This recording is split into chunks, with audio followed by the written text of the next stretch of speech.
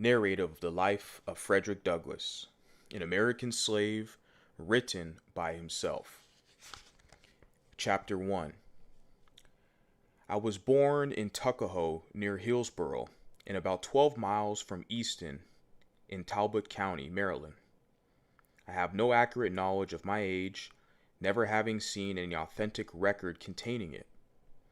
By far the larger part of the slaves know as little of their ages as horses know of theirs, and it is the wish of most masters within my knowledge to keep their slaves thus ignorant.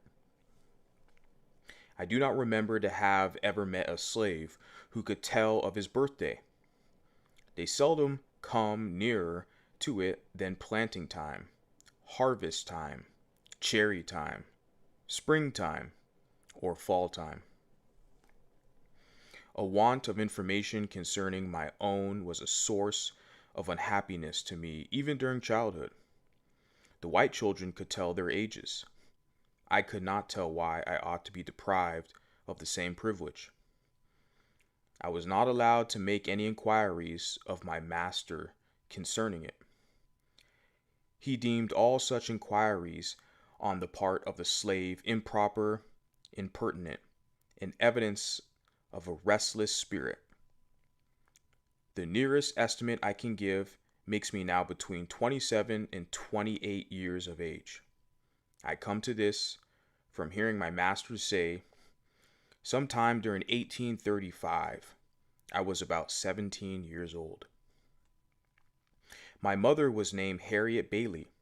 She was the daughter of Isaac and Betsy Bailey, both colored and quite dark. My mother was of a darker complexion than either my grandmother and grandfather. My father was a white man. He was admitted to be such by all I ever heard speak of my parentage. The opinion was also whispered that my master was my father. But of the correctness of this opinion, I know nothing. The means of knowing was withheld from me. My mother and I were separated when I was but an infant, before I knew her as my mother. It is a common custom in the part of Maryland from which I ran away, to part children from their mothers at a very early age. Frequently, before the child has reached its 12th month, its mother is taken from it and hired out on some farm a considerable distance off, and the child is placed under the care of an old woman, too old for field labor. For what this separation is done, I do not know, unless it be to hinder the development of the child's affection toward its mother, and to blunt and to destroy the natural affection of the mother for the child. This is the inevitable result. I never saw my mother, to know her as such, more than 4 or 5 times in my life, and each of these times was very short in duration, and at night. She was hired by a Mr. Stewart, who lived about 12 miles from my home. She made her journeys to see me in the night, traveling the whole distance on foot. After the performance on her day's work, she was a field hand, and a whipping is the penalty of not being in the field at sunrise, unless a slave has special permission from his or her master to the contrary, a permission which they seldom get, and one that gives it the proud name of being a kind master. I do not recollect or ever seeing my mother by the light of day. She was with me in the night. She would lie down with me and get me to sleep. But long before I waked, she was gone. Very little communication ever took place between us. Death soon ended what little we could have while she lived, and with it her hardships and suffering. She died when I was about 7 years old. on one of my master's farms near Lee's Mills. I was not allowed to be present during her illness, at her death, or burial. She was gone long before I knew anything about it, never having enjoyed to any considerable extent her soothing presence, her tender and watchful care.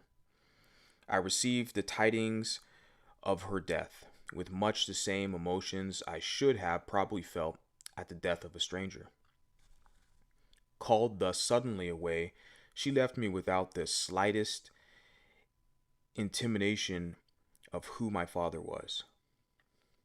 The whisper that my master was my father may or may not be true, and true or false. It is of but little consequence to my purpose, whilst the fact remains in all its glaring odiousness that slaveholders have ordained,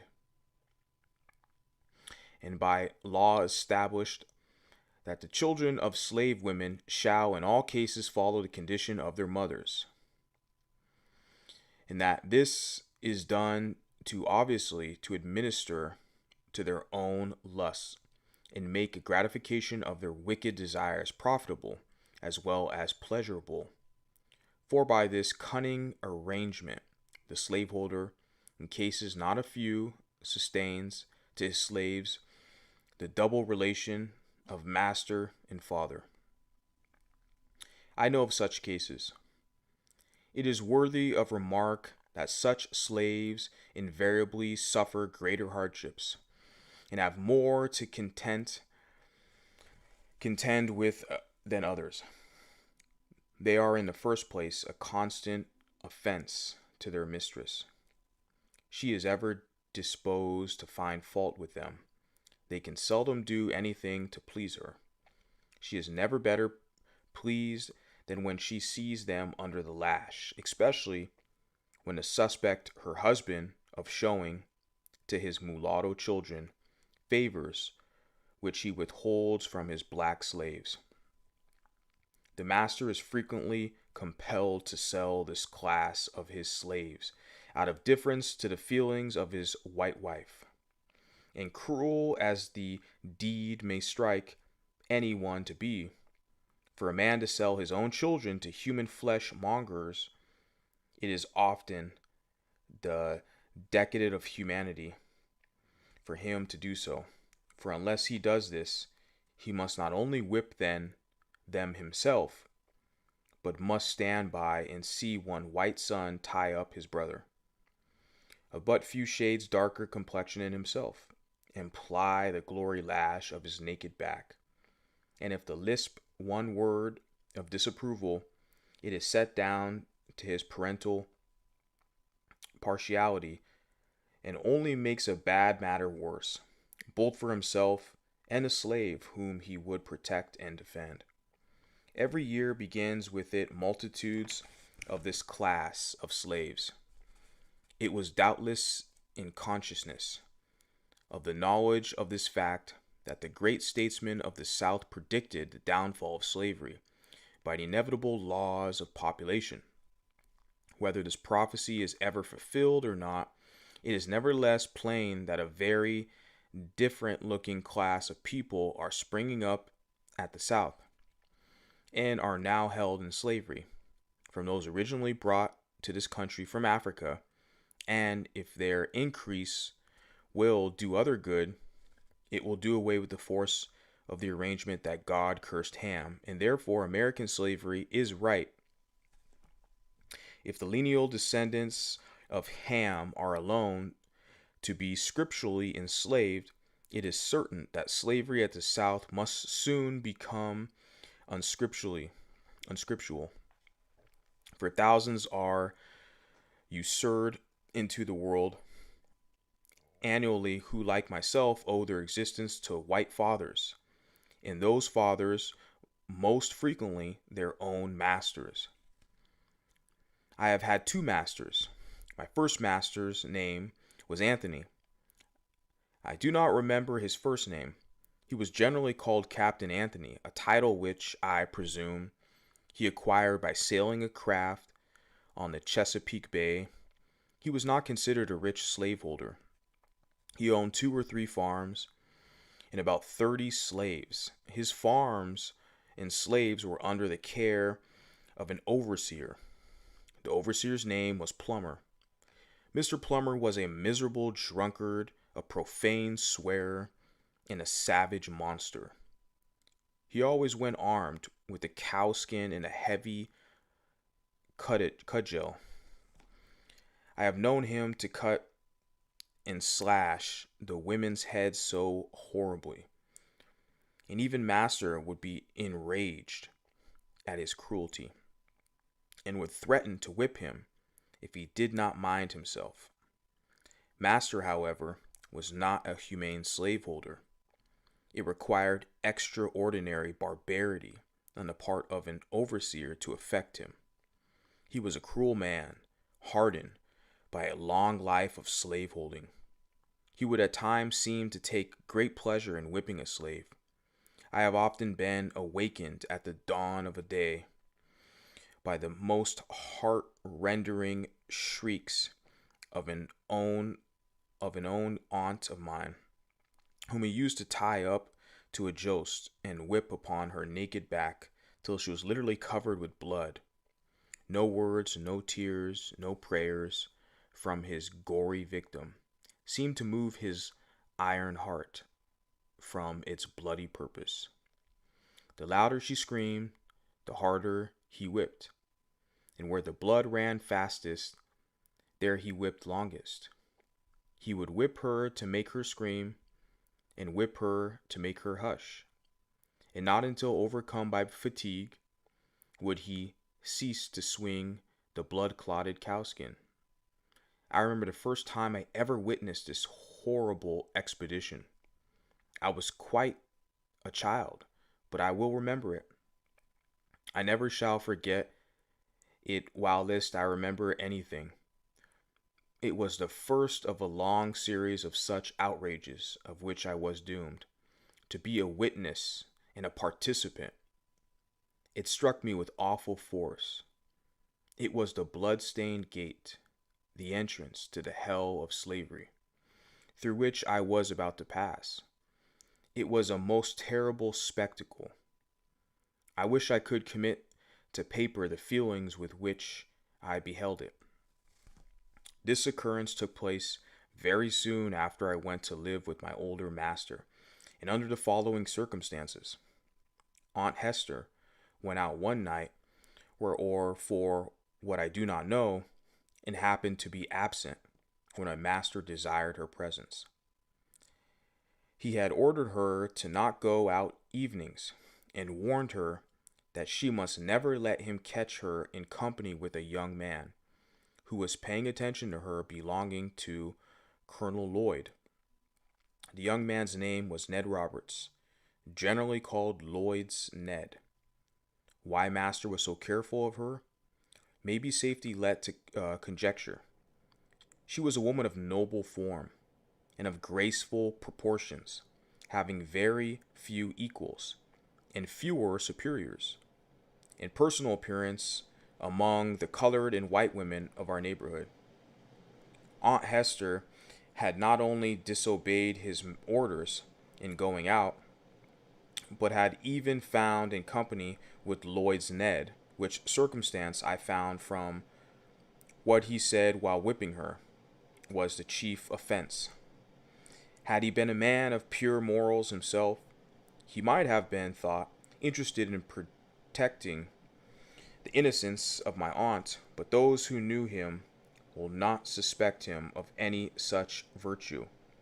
Before he commenced whipping Aunt Hester, he took her into the kitchen and stripped her from neck to waist, leaving her neck, shoulders, and back entirely naked, and then told her to cross her hands, calling her at the same time a DDB. After crossing her hands, he tied them with the strong rope, and led her to a stool under a large hook in the joist, put in for the purpose. He made her get upon the stool and tied her hands to the hook. She now stood fair for his infernal purpose. Her arms were stretched up at their full length, so that she stood upon the ends of her toes. He then said to her, "Now, you DDBH, I'll learn you how to disobey my orders." And after rolling up his sleeves, he commenced to lay on the heavy cowskin, and soon the warm, red blood, amid heart-rending shrieks from her and horrid oaths from him, came dripping to the floor. I was so terrified and horror-stricken at the sight that I hid myself in a closet and dared not venture out till long after the bloody transaction was over. I experienced it would be my turn next. It was all new to me. I had never seen anything like it before. I had always lived with my grandmother on the outskirts of the plantation, where she was put to raise the children of the younger women. I had therefore been until now out of the way of the bloody scenes that often occurred on the plantation. Chapter 2. My master's family consisted of 2 sons, Andrew and Richard, 1 daughter, Lucretia, and her husband, Captain Thomas Allude. They lived in one house, upon the home plantation of Colonel Edward Lloyd. My master was Colonel Lloyd's clerk and superintendent. He was what might be called the overseer of the overseers. I spent 2 years of childhood on this plantation in my old master's families. It was here that I witnessed a bloody transaction recorded in the first chapter, and as I received my first impressions of slavery on this plantation. I will give some description of it, and of slavery as it there existed. The plantation is about 12 miles north of Easton in Talbot County, and is situated on the border of Miles River. The principal products raised upon it were tobacco, corn, and wheat. They were raised in great abundance, so that, with the products of this and the other farms belonging to him, he was able to keep in almost consistent employment a large sloop in carrying them to market at Baltimore. This sloop was named Sally Lloyd, in honor of one of the colonel's daughters. My master's son-in-law, Captain Allude, was master of the vessel. She was otherwise manned by the colonel's own slaves. Their names were Peter, Isaac, Rich, and Jake. These were esteemed very highly by the other slaves, and looked upon as the privileged ones of the plantation, for it was no small affair, in the eyes of the slaves, to be allowed to see Baltimore. Colonel Lloyd kept from 300 to 400 slaves on his home plantation, and owned a large number more on the neighboring farms belonging to him. The names of the farms nearest to the home plantation were Y-Town and New Design. Y-Town was under the overseership of a man named Noah Willis. New Design was under the overseership of a Mr. Townsend. The overseers of these and all the rest of the farms, numbering over 20, received advice and direction from the managers of the home plantation. This was the great business place. It was the seat of government for the whole 20 farms. All disputes among the overseers were settled here. If a slave was convicted of any high misdemeanor, became unimaginable, or evinced a determination to run away, he was brought immediately here, severely whipped, put on aboard the sloop, carried to Baltimore, and sold to Austin Woolfolk or some other slave trader as a warning to the slaves remaining. Here, too, the slaves of all the other farms received their monthly allowances of food and their yearly clothing. The men and women slaves received as their monthly allowance of food 8 pounds of pork, or its equivalent in fish, the 1 bushels of cornmeal. Their yearly clothing consisted of 2 coarse linen shirts, one pair of linen trousers, like the shirts, one jacket, one pair of trousers for winter, made of coarse Negro cloth, one pair of stockings, and one pair of shoes, the whole of which could not have cost more than $7. The allowance of the slave children was given to their mothers, or the old women having the care of them. The children unable to work in the field had neither shoes, stockings, jackets, nor trousers given to them. Their clothing consisted of 2 coarse linen shirts per year. When these failed them, they went naked until the next allowance day. Children from 7 to 10 years old of both sexes, almost naked, might be seen at all seasons of the year. There were no beds given the slaves until one coarse blanket be considered such, and none but the men and women had these. This, however, is not considered a very great privation. They find this difficulty from the want of beds, then from the want of time to sleep. For when their day's work in the field is done, the most of them having their washing, mending, and cooking to do, and having few of none of the ordinary facilities for doing either of these, very many of their sleeping hours are consumed in preparing for the field the coming day. And when this is done, old and young, male and female, married and single, drop down side by side on the one common bed, the cold damp floor, each covering himself or herself with the miserable blankets. And here they sleep till they are summoned on to the field by the driver's horn. At the sound of this, all must rise, be off to the field. There must be no halting. Everyone must be at his or her post, and woe betides them who hear not this morning summons to the field. For it they are not awakened by the sense of hearing, they are by the sense of feeling. No age nor sex finds any favor. Mr. Severe, the overseer, used to stand by the door of the quarter, armed with a large hickory stick and heavy cowskin, ready to whip anyone who was so unfortunate as not to hear, or from any other cause was prevented from being ready to start for the field at the sound of the horn. Mr. Severe was rightly named. He was a cruel man. I have seen him whip a woman, causing the blood to run half an hour at the time, and this, too, in the midst of her crying children pleading for their mother's release. He seemed to take pleasure in manifesting his fiendish barbarity. Adding to his cruelty, he was a profane swearer. It was enough to chill the blood and stiffen the hair of an ordinary man to hear him talk. Scarce a sentence escaped him, but that was commenced or concluded by some horrid oath. The field was the place to witness his cruelty and profanity. His presence made it both the field of blood and of blasphemy. From the rising till the going down of the sun, he was cursing, raving, cutting, and slashing among the slaves of the field in the most frightful manner. His career was short. He died very soon after I went to Colonel Lloyd's, and he died as he lived, uttering with his dying groans bitter curses and horrid oaths. His death was regarded by the slaves as a result of a merciful providence.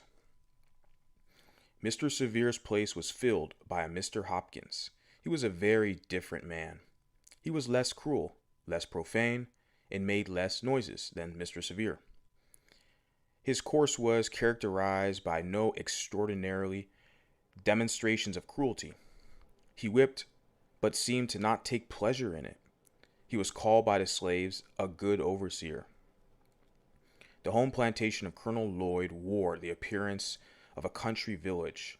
All the mechanical operations for all the farms were performed here. The shoemaking and mending, the blacksmithing, cartwrighting, coppering, weaving, and grain grinding were all performed by the slaves on the home plantation. The whole place wore a business-like aspect, very unlike the neighboring farms.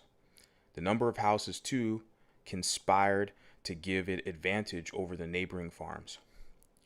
It was called by the slaves the Great House Farm. Few privileges were esteemed higher by the slaves of the out farms than that of being selected to do errands in the Great House Farm. It was associated in their minds with greatness. A representative could not be prouder of his election to a seat in the American Congress than a slave on one of the out farms would be of his election to do errands at the Great House Farm. They regarded it as evidence of great confidence reposed in them by their overseers. And it was on this account, as well as a constant desire to be out of the field from under the driver's lash, that they esteemed it a high privilege, one worth careful living for. He was called the smartest and most trusty fellow, who had this honor conferred upon him the most frequently. The competitors for this office sought as diligently to please their overseers as the office seekers in the political party seek to please and deceive the people. The same traits of character might be seen in Colonel Lloyd's slaves, as are seen in the slaves of the political parties. The slaves selected to go to the Great House Farm for the monthly allowance for themselves and their fellow slaves were peculiarly enthusiastic. While on their way, they would make the dense old woods for miles around reverberate with their wild songs, revealing at once the highest joy and the deepest sadness. They would compose and sing as they went along, consulting neither time nor tune. The thought that came up came out, if not in the word, in the sound, and as frequently in the one as in the other.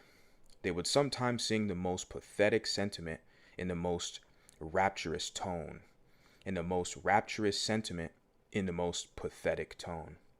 Into all of their songs, they would manage to weave something of the Great House Farm. Especially would they do this when leaving home. They would then sing most exclusively the following words, quote, "I am going away to the Great House Farm, oh yeah, oh."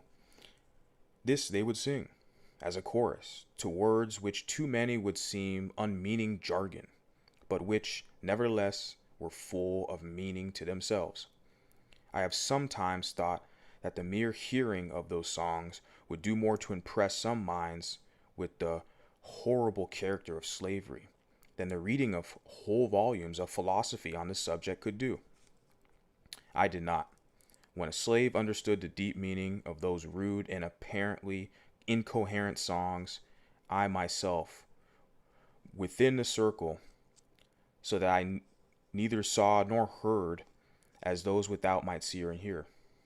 They told a tale of woe which was then altogether beyond my feeble comprehension. They were tones loud, long, and deep. They breathed the prayer and compliment of souls bonding over the bitterest anguish. Every tone was a testimony against slavery and a prayer to God for deliverance from chains. The hearing of those wild notes always depressed my spirit and filled me with infallible sadness. I have frequently found myself in tears while hearing them. The mere reoccurrence to these songs, even now, afflicts me. And while I am writing these lines, an expression of feeling has already found its way down my cheek. To those songs, I trace my first glimmering conception of the dehumanization character of slavery. I can never get rid of that conception. Those songs still follow me to deepen my hatred of slavery and quicken my sympathies for my brethren in bonds. If anyone wishes to be impressed with the soul-killing effects of slavery, let him go to Colonel Lloyd's plantation, and on allowance day, place himself in the deep pine woods, and there let him, in silence, analyze the sounds that shall pass through the chambers of his soul. And if he is not thus impressed, it will only be because there is no flesh in his obdurate heart. I have often been utterly astonished since I came to the North to find persons who could speak of the singing among slaves in evidence of their contentment and happiness. It is impossible to convince of a greater mistake. Slaves sing most when they are most unhappy. The songs of the slave represent the sorrows of his heart, and he is relieved by them, only as one aching heart is relieved by its tears. At least such is my experience. I have often sung to drown my sorrow, but seldom to express my happiness. Crying for joy and singing for joy were alike uncommon to me while in the jaws of slavery. The singing of a man cast away upon a desolate island might be as appropriately considered as evidence of contentment and happiness as the singing of a slave. The songs of one and the others are prompted by the same emotion. Chapter 3. Colonel Lloyd kept a large and finely cultivated garden, which afforded almost constant employment for 4 men, besides the chief gardener, Mr. M. Duramon. This garden was probably the greatest attraction of the place. During the summer months, people came from far and near, from Baltimore, Easton, and Annapolis, to see it. It abounded in fruits of almost every description, from the hardy apple of the North to the delicate orange of the South. This garden was not the least source of trouble on the plantation.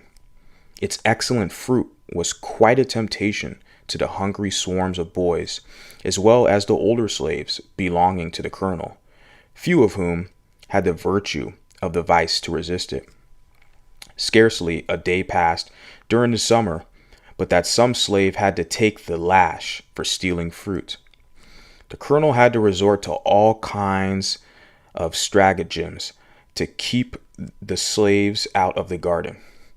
The last and most successful one was that of tearing his fence all round, after which, if a slave was caught with any tar upon his person, it was deemed sufficient proof that he had either been into the garden or had tried to get in. In either case, he was severely whipped by the chief gardener. This plan worked well. The slaves became as fearful of tar as of the lash. They seemed to realize the impossibility of touching tar without being defiled. The colonel also kept a splendid riding equipage. His stable and carriage house presented the appearance of some of our large city livery establishments. His horses were of the finest form and noblest blood. His carriage house contained 3 splendid couches, 3 or 4 gigs, besides dearborns and brooches of the most fashionable style. This establishment was under the care of 2 slaves, old Barney and young Barney, father and son. To attend to his establishment was their sole work, but it was by no means any easy employment, for in nothing was Colonel Lloyd more particular than in the management of his horses. The slightest inattention to these was unpardonable, and was visited upon those under whose care they were placed with the severest punishment. No excuse could shield them. If the colonel only suspected any want of attention to his horses, a supposition which he frequently indulged, and in one which of course made the office of old and young Barney a very trying one. They never knew when they were safe from punishment. They were frequently whipped when least deserving, and escaped whipping when most deserving it. Everything depended upon the looks of the horses and the state of Colonel Lloyd's own mind when his horses were brought to him for use. If a horse did not move fast enough or hold his head high enough, it was owing to some fault of the keeper's. It was painful to stand near the stable door and hear the various complaints against the keepers when a horse was taken out for use. Quote, "This horse has not had proper attention. He has not been sufficiently rubbed or carried, or he has not been properly fed. His food was too wet or too dry. He got it too soon or too late. He was too hot or too cold. He had too much hay or not enough hay. Or he had too much grain or not enough hay. Instead of old Barney's attending to the horse, he had very improperly left it to his son." Quote, "To all these complaints, no matter how unjust, the slave must answer never a word. Colonel Lloyd could not brook any contradiction from a slave. When he spoke, a slave must stand, listen, and tremble. And such was literally the case. I have seen Colonel Lloyd make old Barney, a man between 50 and 60 years of age, uncover his bald head, kneel down upon the cold, damp ground, and receive upon his naked and toil-worn shoulders more than 30 lashes at a time. Colonel Lloyd had 3 sons, Edward, Murray, and Daniel, and 3 son-in-laws, Mr. Winder, Mr. Nicholson, and Mr. Laundis. All of these lived at the Great House Farm and enjoyed the luxury of whipping the servants when they pleased, from old Barney down to William Wilkes, the coach driver.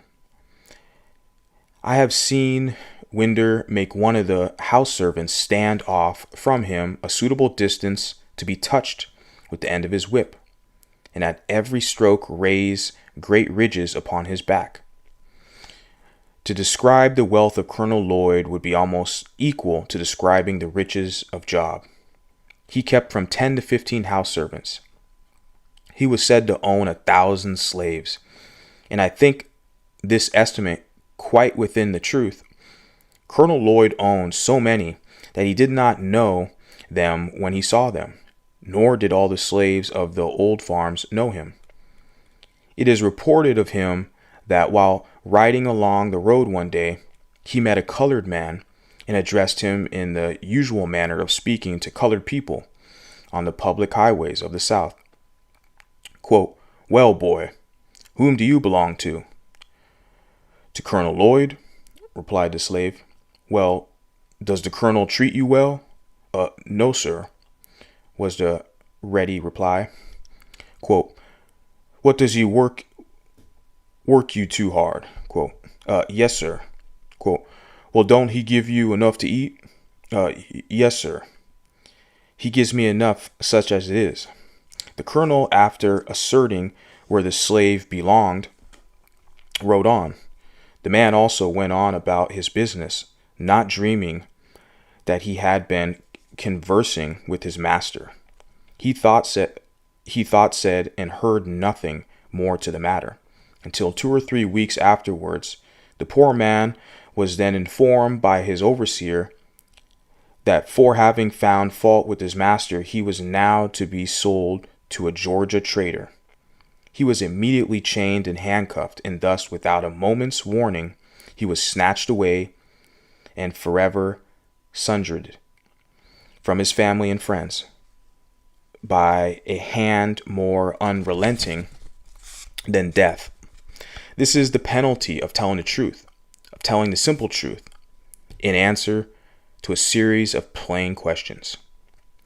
It is partly in consequence of such facts that slaves, when inquired of as to their condition and their character of their masters, almost universally say they are content and that their masters are kind.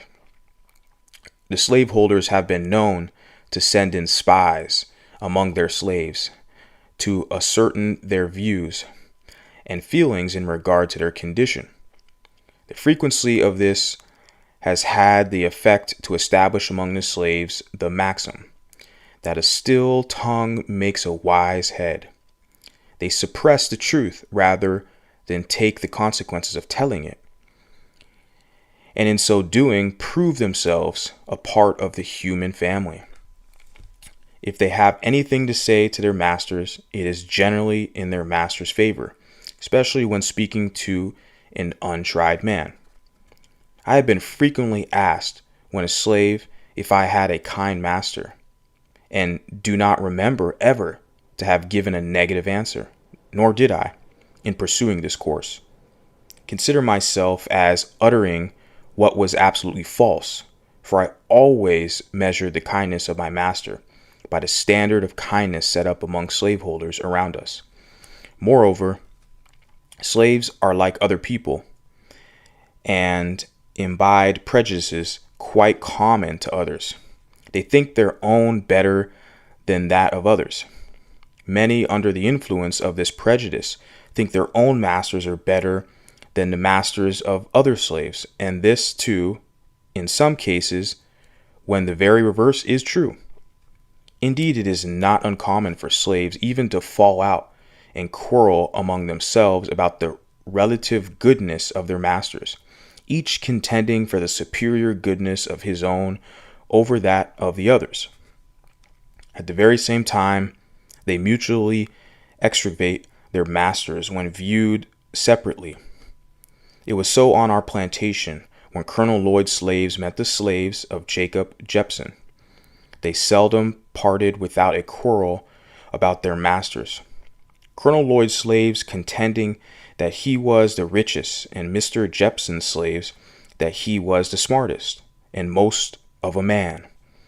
Colonel Lloyd's slaves would boast his ability to buy and sell Jacob Jepson. Mr. Jepson's slaves would boast his ability to whip Colonel Lloyd. These quarrels would almost always end in a fight between the parties, and thus that whipped were supposed to have gained the point at issue. They seemed to think that the greatness of their masters was transferred to themselves. It was considered as being bad enough to be a slave, but to be a poor man's slave was deemed as disgrace indeed. Chapter 4.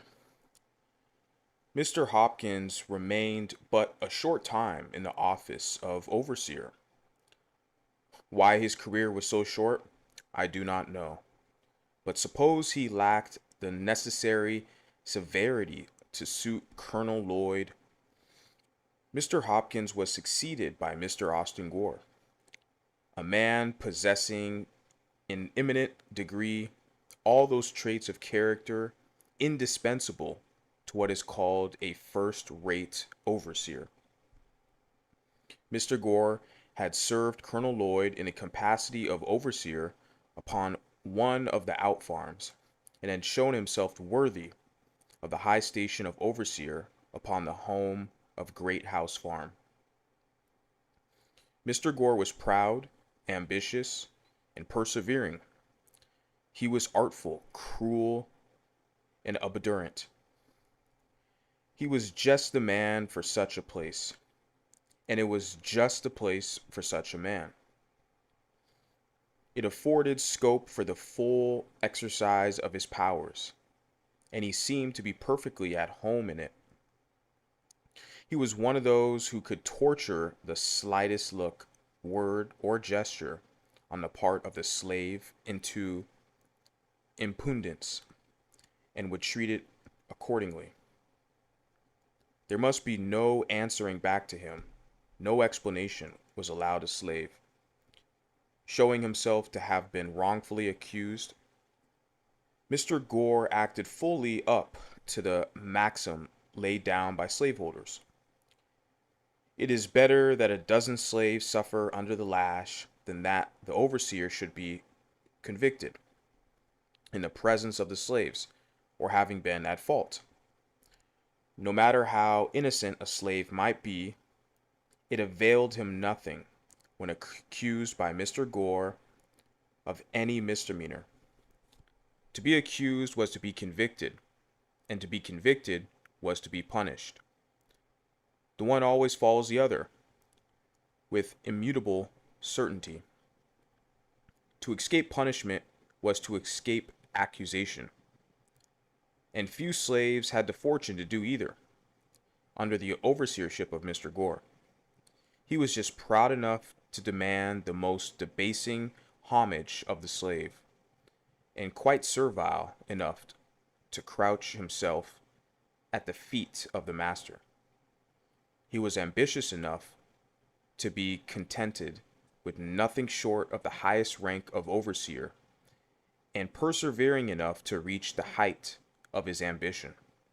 He was cruel enough to inflict the severest punishment, artful enough to descend to the lowest trickery, and obdurate enough to be insensible to the voice of the reproving conscience.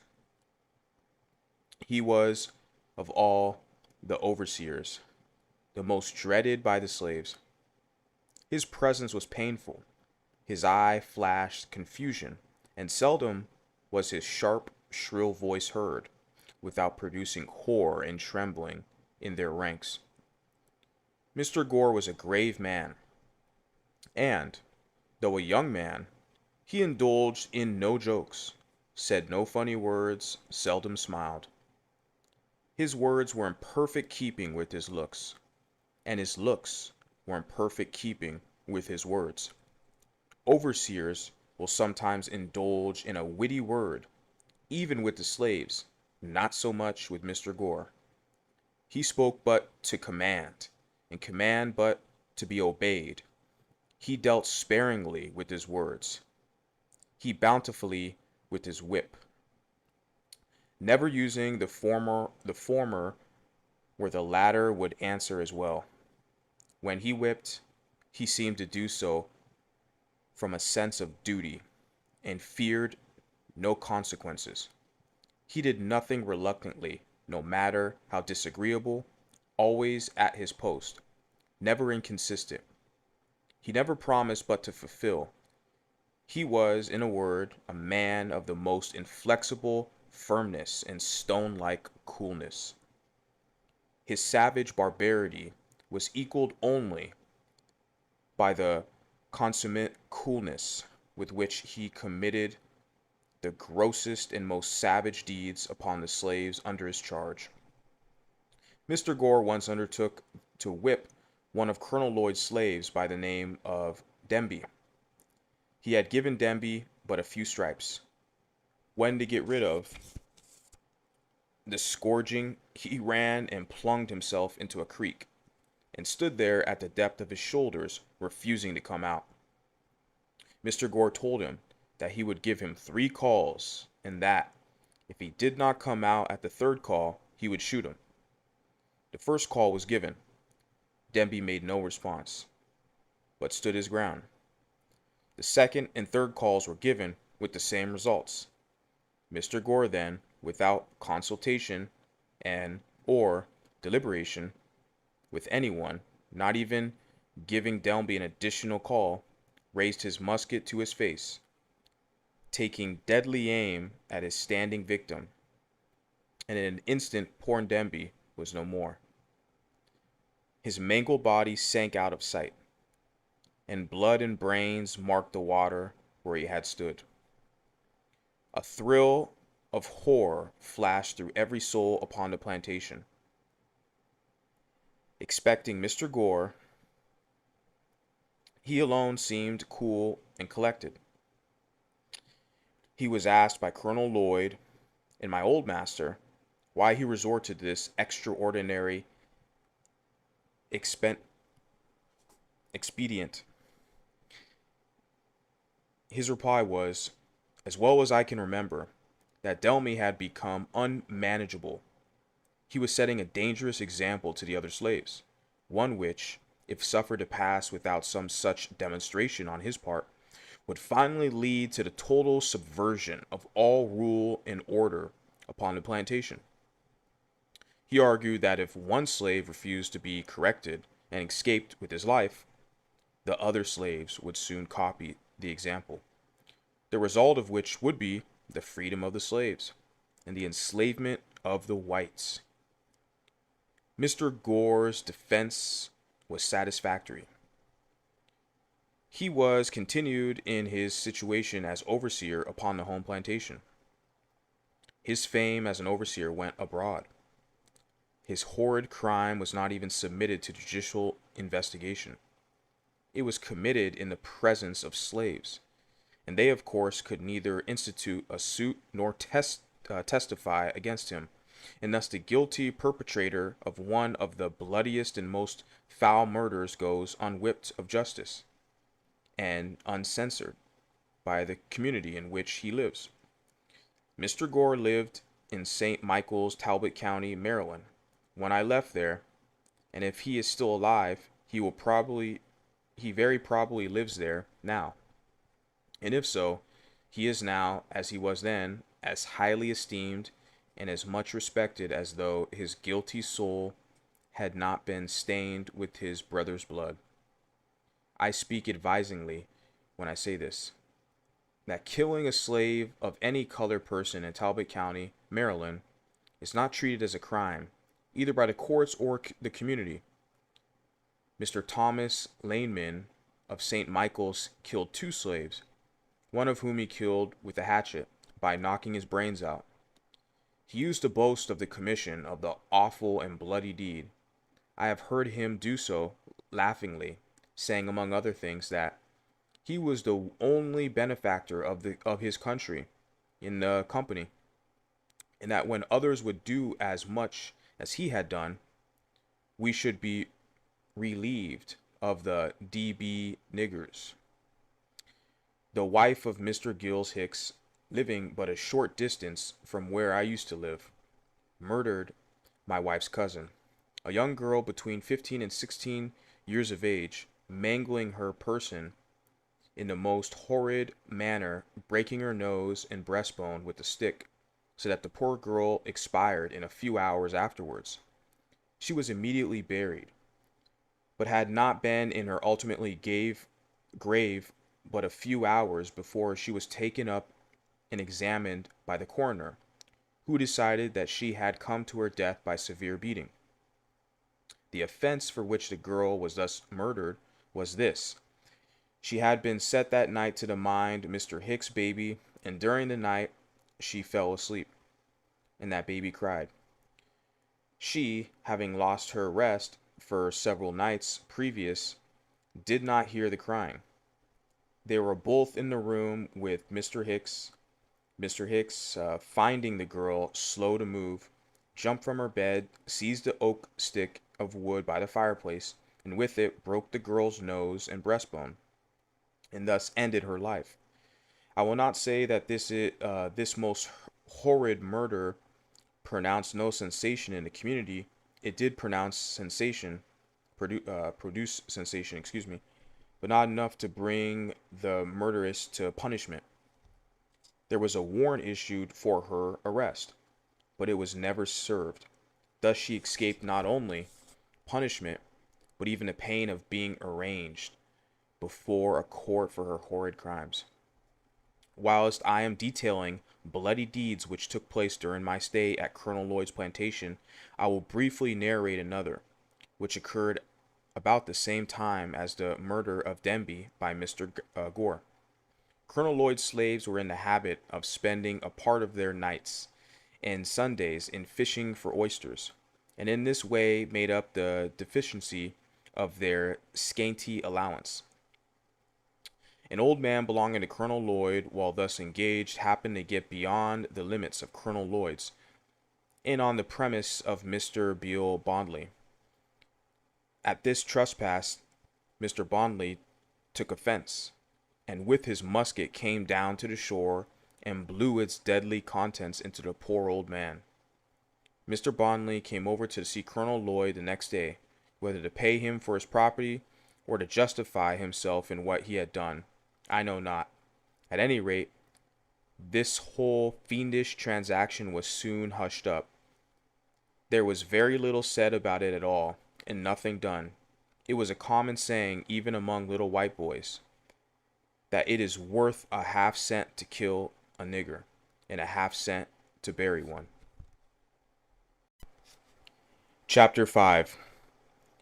As to my own treatment while I lived on Colonel Lloyd's plantation, it was very similar to that of the other slave children.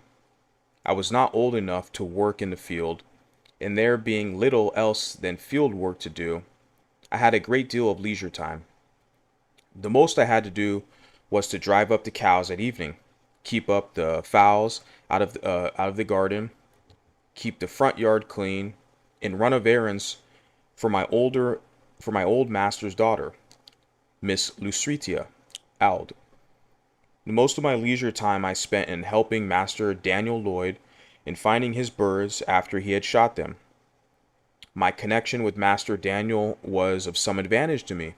He became quite attached to me and was a sort of protector of me. He would not allow the older boys to impose upon me and would divide his cakes with me. I was seldom whipped by my old master and suffered little from anything else than hunger and cold. I suffered much from hunger, but much more from cold. And hottest summer and coldest winter, I was kept almost naked, no shoes, no stockings, no jacket, no trousers, nothing on but a coarse towel linen shirt reaching only to my knees. I had no bed. I must have perished with cold, but the coldest nights, I used to steal a bag which was used for carrying corn to the mill. I would crawl into this bag and there sleep on the cold, damp clay floor with my head and feet out. My feet have been so cracked with the frost that the pen with which I am writing might be laid in the gashes. We were not regularly allowanced. Our food was coarse cornmeal boiled. This was called mush. It was put into a large wooden tray and set down upon the ground. The children were then called like so many pigs, and like so many pigs they would come and devour the mush, some with oyster shells, others with pieces of shingle, some with naked hands, and none with spoons. He that ate fastest got most. He that was strongest secured the best place, and few left satisfied. I was probably between 7 or 8 years old when I left Colonel Lloyd's plantation. I left it with a joy. I shall never forget the ecstasy with which I received the intelligence that my old master Anthony had determined to let me go to Baltimore to live with Mr. Hugh Allude, brother to my old master's son-in-law, Captain Thomas Allude. I received this information about 3 days before my departure. They were 3 of the happiest days I ever enjoyed. I spent the most part of all these days in the creek, washing off the plantation scruff and preparing myself for my departure. The pride of appearance which this would indicate was not my own. I spent the time in washing not so much because I wished to, but because Mr. Lucretia has told me I must get all the dead skin off my feet and knees before I could go to Baltimore. For the people in Baltimore were very cleaning and would laugh at me if I looked dirty. Besides, she was going to give me a pair of trousers, which I should not put on unless I got all the dirt off me. The thought of owning a pair of trousers was great indeed. It was almost a sufficient motive not only to make me take off what would be called by pig drovers the manage, but the skin itself. I went at it in good earnest, working for the first time with the hood of reward. The ties that ordinarily blind children of their homes were all suspended in my case. I found no severe trial in my departure. My home was charmless. It was not home to me.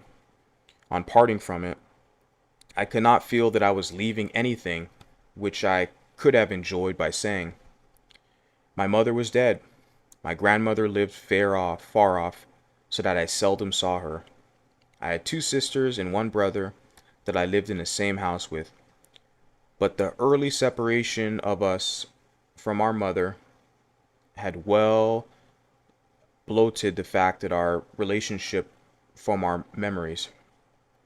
I looked for home elsewhere, and was confident of finding none which I should relish less than the one which I was leaving.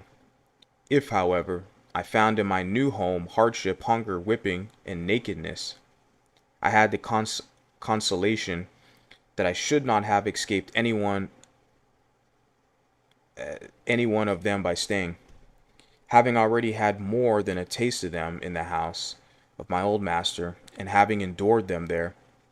I very naturally inferred my ability to endure them elsewhere, and especially at Baltimore, for I had something of the feeling about Baltimore that is expressed to the proverb that, quote, being hanged in England is preferable to dying a natural death in Ireland, end quote. I had the strongest desire to see Baltimore. Cousin Tom, though not fluent in speech, had inspired me with the desire by his eloquent description of the place. I could never point out anything at the great house, no matter how beautiful or powerful, but that he had seen something in Baltimore far exceeding, both in beauty and strength, the object which I pointed out to him. Even the great house itself, with all its pictures, was far inferior to many buildings in Baltimore. So strong was my desire that I thought a gratification of it would fully compensate for whatever loss of comforts I should sustain by the exchange. I left without a regret, and with the highest hopes of future happiness. We sailed out of Miles River for Baltimore on a Saturday morning. I remember only the day of the week, for at that time I had no knowledge of the days of the month, nor the months of the year.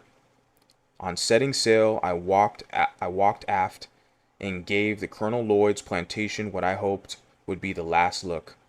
I then placed myself in the bows of the sloop, and there spent the remainder of the day in looking ahead, interesting myself in what was in the distance rather than the things near by or behind.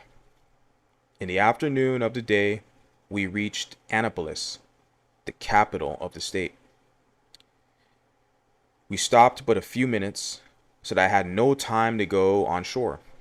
It was the first large town that I had ever seen, and though it would look small compared with some of our New England factory villages, I thought it a wonderful place for its size, more imposing even than the Great House Farm. We arrived at Baltimore early on Sunday morning, landing at Smith's Wharf, not far from Bowley's Raft. We had a board and sloop a large flock of sheep, and after aiding in driving them to the slaughterhouse of Mr. Curtis on Loudon Slaughter's Hill, I was conducted by Rich, one of the hands belonging to on the board of the sloop, to my new home in Valencia Street, near Mr. Gardner's shipyard on Fells Point. Mr. and Mrs. Eld were both at home, and met me at the door with their little son Thomas, to take care of whom I had been given. And here I saw that I had never seen before. It was a white face beaming with the most kindly emotions. It was the face of my new mistress, Sophia Allude. I wish I could describe the rapture that flashed through my soul as I beheld it. It was a new and strange sight to me, brightening up my pathway with the light of happiness. Little Thomas was told.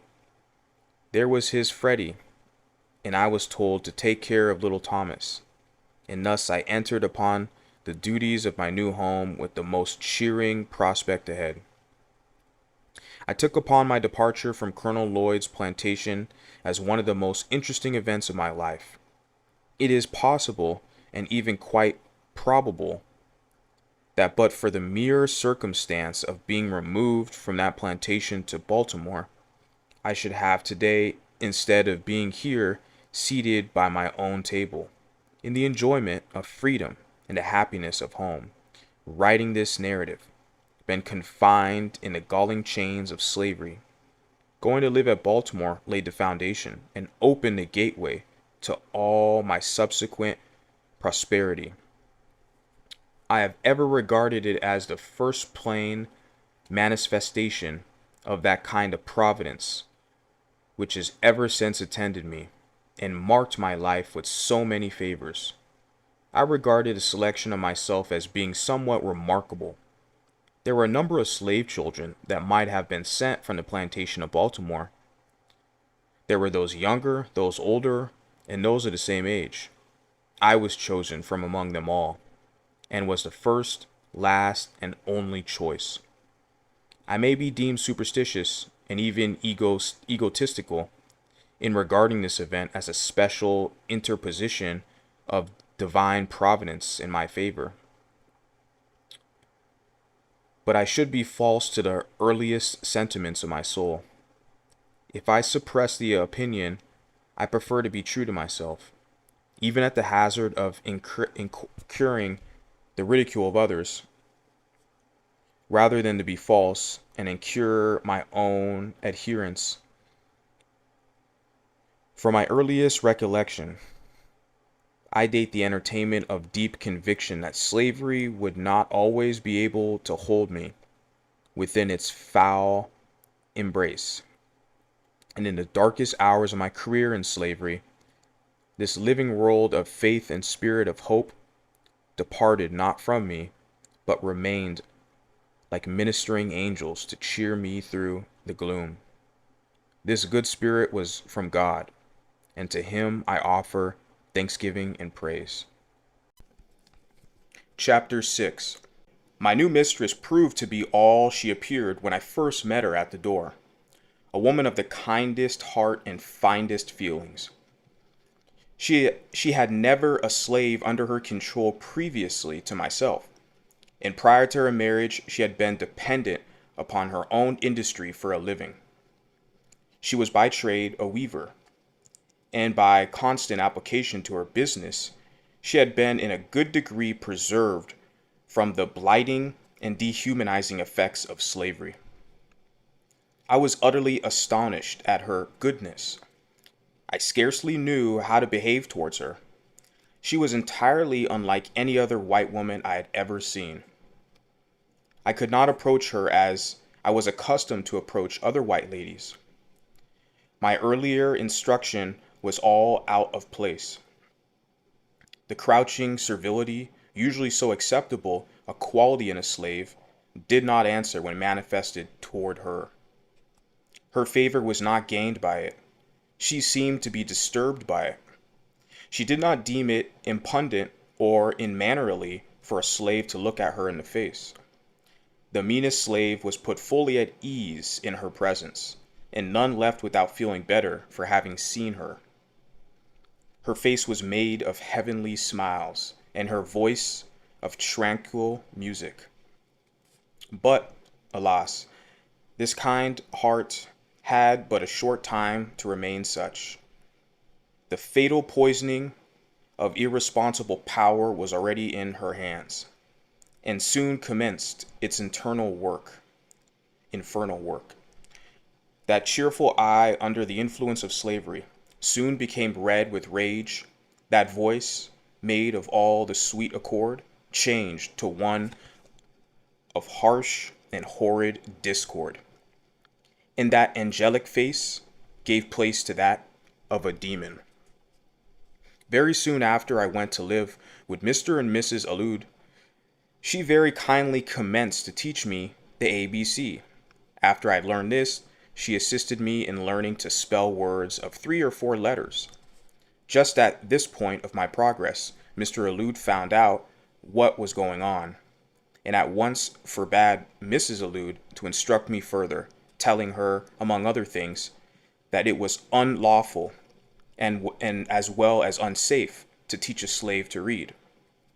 To use his own words further, he said, "If you give a nigger an inch, he will take an ell." A nigger should know nothing but to obey his master, to do as he is told to do. Learning would spoil the best nigger in the world. Now, said he, quote, "If you teach that nigger, speaking of myself, how to read, there would be no keeping him. It would forever unfit him to be a slave. He would at once become unmanageable and of no value to his master. As to himself, it would do him no good, but a great deal of harm. It would make him discontent and unhappy, unquote. These words sank deep into my heart, stirred up sentiments with an entirely new train of thought. It was a new and special revelation, explaining dark and mysterious things, with which my youthful understanding had struggled, but struggled in vain. I now understood what had been to me a most perplexing difficulty, to wit, the white man's power to enslave the black man. It was a grand achievement, and I prized it highly. From that moment, I understood the pathway from slavery to freedom. It was just what I wanted, and I got it at a time when that I least expected it. Whilst I was saddened by the thought of losing the aid of my kind mistress, I was gladdened by the invaluable instruction which, by the merest accident, I had gained from my master. Though conscious of the difficulty of learning without a teacher, I set out with big hope and a fixed purpose, at whatever cost or trouble, to learn how to read. The very decided manner with which he spoke and strove to impress his wife with the evil consequences of giving me instruction, served to convince me that he was deeply sensible of the truths he was uttering. It gave me the best assurance that I might rely with the utmost confidence of the results which, he said, would flow from teaching me to read. What he most dreaded, that I most desired. What he most loved, that I most hated. That which to him was a great evil, to be carefully shunned, was to me a great good, to be diligently sought. In that argument which he so warmly urged against my learning to read, only served to inspire me with the desire and determination to learn. I'm learning to read. I owe almost as much to the bitter opposition of my master as to the kindly aid of my mistress. I acknowledged the benefit of both. I had resided but a short time in Baltimore before I observed a marked difference in the treatment of slaves from that which I had witnessed in the country. A city slave is almost a free man compared with the slave on a plantation. He is much better fed and clothed and enjoys privileges, although unknown to the slave on the plantation. There is a vestiges of decency, a sense of shame that does much to curb and check those outbreaks of atrocious cruelty so commonly enacted upon the plantation. He is a desperate slaveholder who will shock the humanity of his non-slaveholding neighbors with the cries of his lacerated slave. Few are willing to incur the odium attaching to the reputation of being a cruel master. And above all things, they would not be known as not giving a slave enough to eat. Every city slaveholder is anxious to have it known of him that he feeds his slaves well. And it is due to them to say that most of them do give their slaves enough to eat. There are, however, some painful exceptions to this rule. Directly opposite to us on Philpott Street lived Mr. Thomas Hamilton. He owned 2 slaves. Their names were Henrietta and Mary. Henrietta was about 22 years of age. Mary was about 14. And of all the mangled and emancipated creatures I ever looked upon, these 2 were the most so. His heart must be harder than stone that could look upon these unmoved. The head, neck, and shoulders of Mary were literally cut to pieces. I frequently felt her head and found it nearly covered with festering sores caused by the lash of her cruel mistress. I do not know that her master ever whipped her, but I have been an eyewitness to the cruelty of Mrs. Hamilton. I used to be in Mr. Hamilton's house nearly every day. Mrs. Hamilton used to sit in a large chair in the middle of the room with a heavy cowskin always by her side, and scarce an hour passed during the day but was marked by the blood of one of these slaves. The girl seldom passed her without her saying, "Move faster, you black gip," at the same time giving them a blow with the cowskin over the head or shoulders, often drawing the blood. She would then say, quote, "Take that, you black gip," unquote.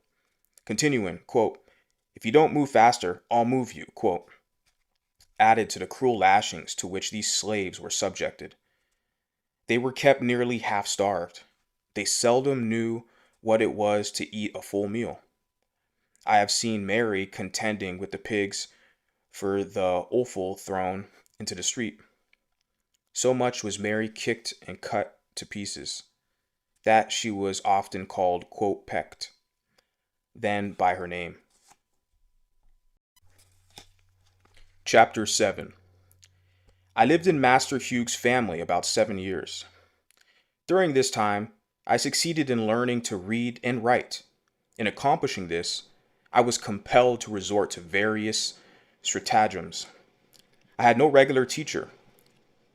My mistress, who had kindly commenced to instruct me, had, in compliance with the advice and direction of her husband, not only ceased to instruct, but had set her face against my being instructed by anyone else. It is due, however, to my mistress to say of her that she did not adopt this course of treatment immediately.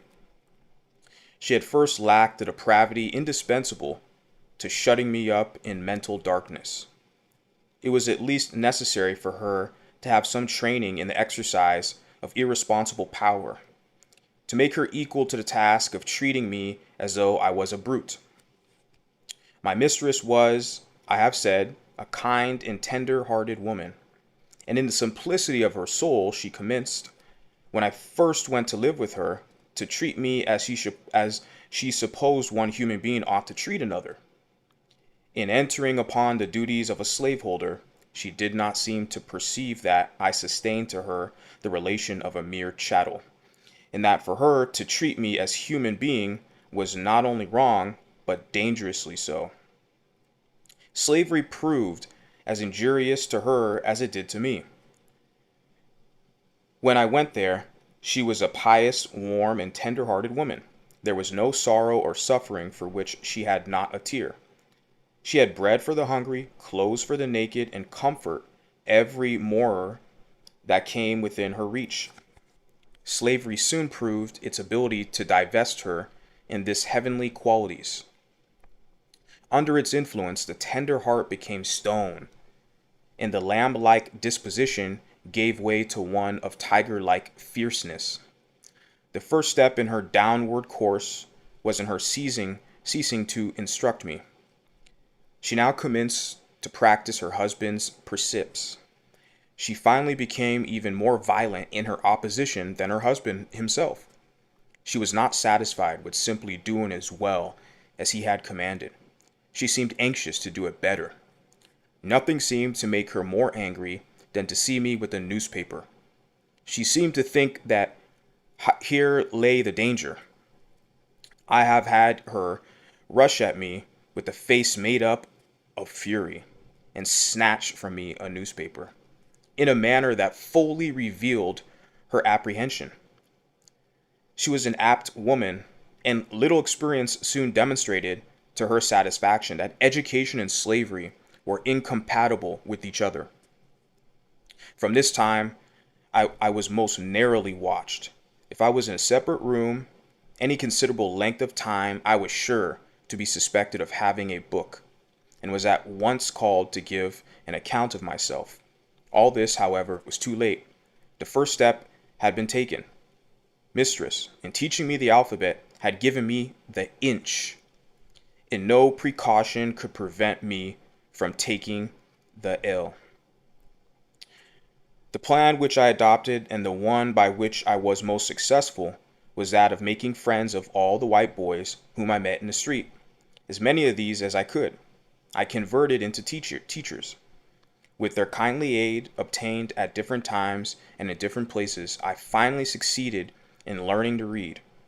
When I was sent on errands, I always took my book with me, and by doing one part of my errand quickly, I found time to get a lesson before my return.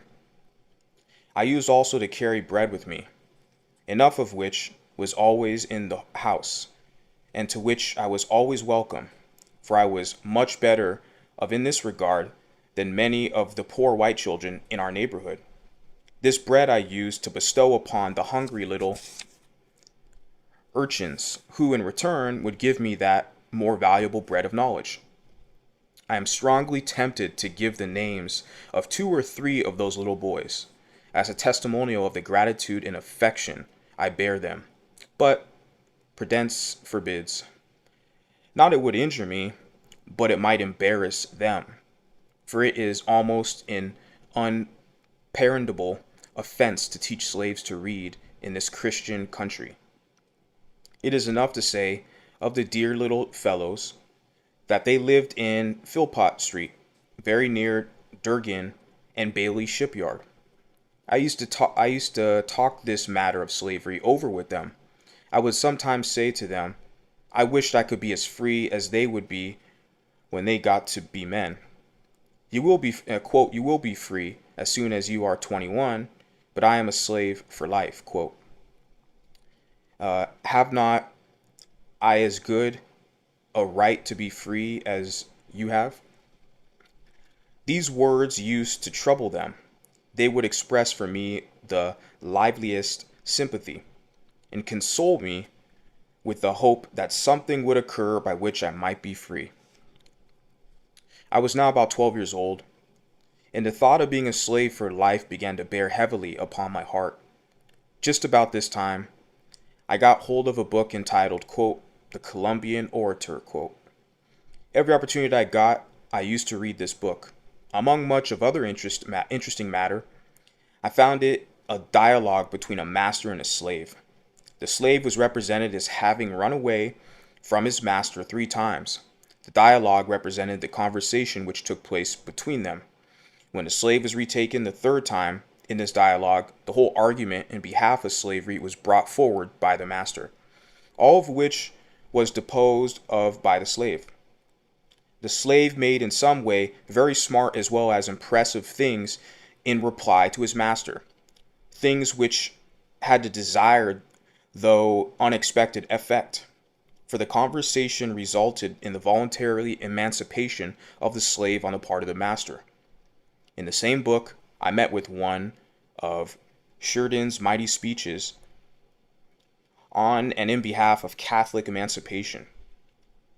These were choice documents to me. I read them over and over again with unabated interest. They gave tongue of interesting thoughts of my own soul, which had frequently flashed through my mind, and died away for want of utterance. The moral which I gained from the dialogue was the power of truth over the consciousness of even a slaveholder.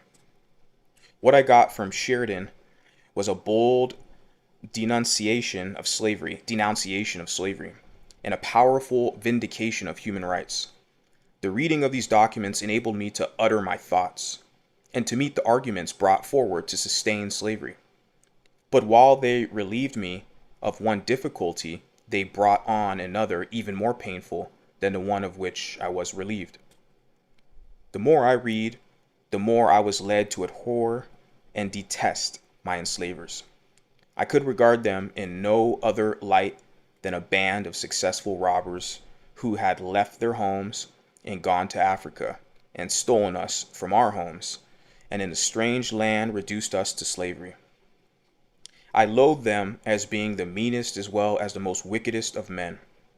As I read and contemplated the subject, behold, that very discontentment which Master Hugh had predicted would follow my learning to read had already come to torment and sting my soul to unutterable anguish. As I writhed under it, I would at times feel the learning to read had been a curse rather than a blessing. It had given me a view of my wretched condition without the remedy. It opened my eyes to the horrible pit, but to no ladder upon which to get out. In moments of agony, I envied my fellow slaves for their stupidity. I have often wished myself a beast. I preferred the condition of the meanest reptile to my own.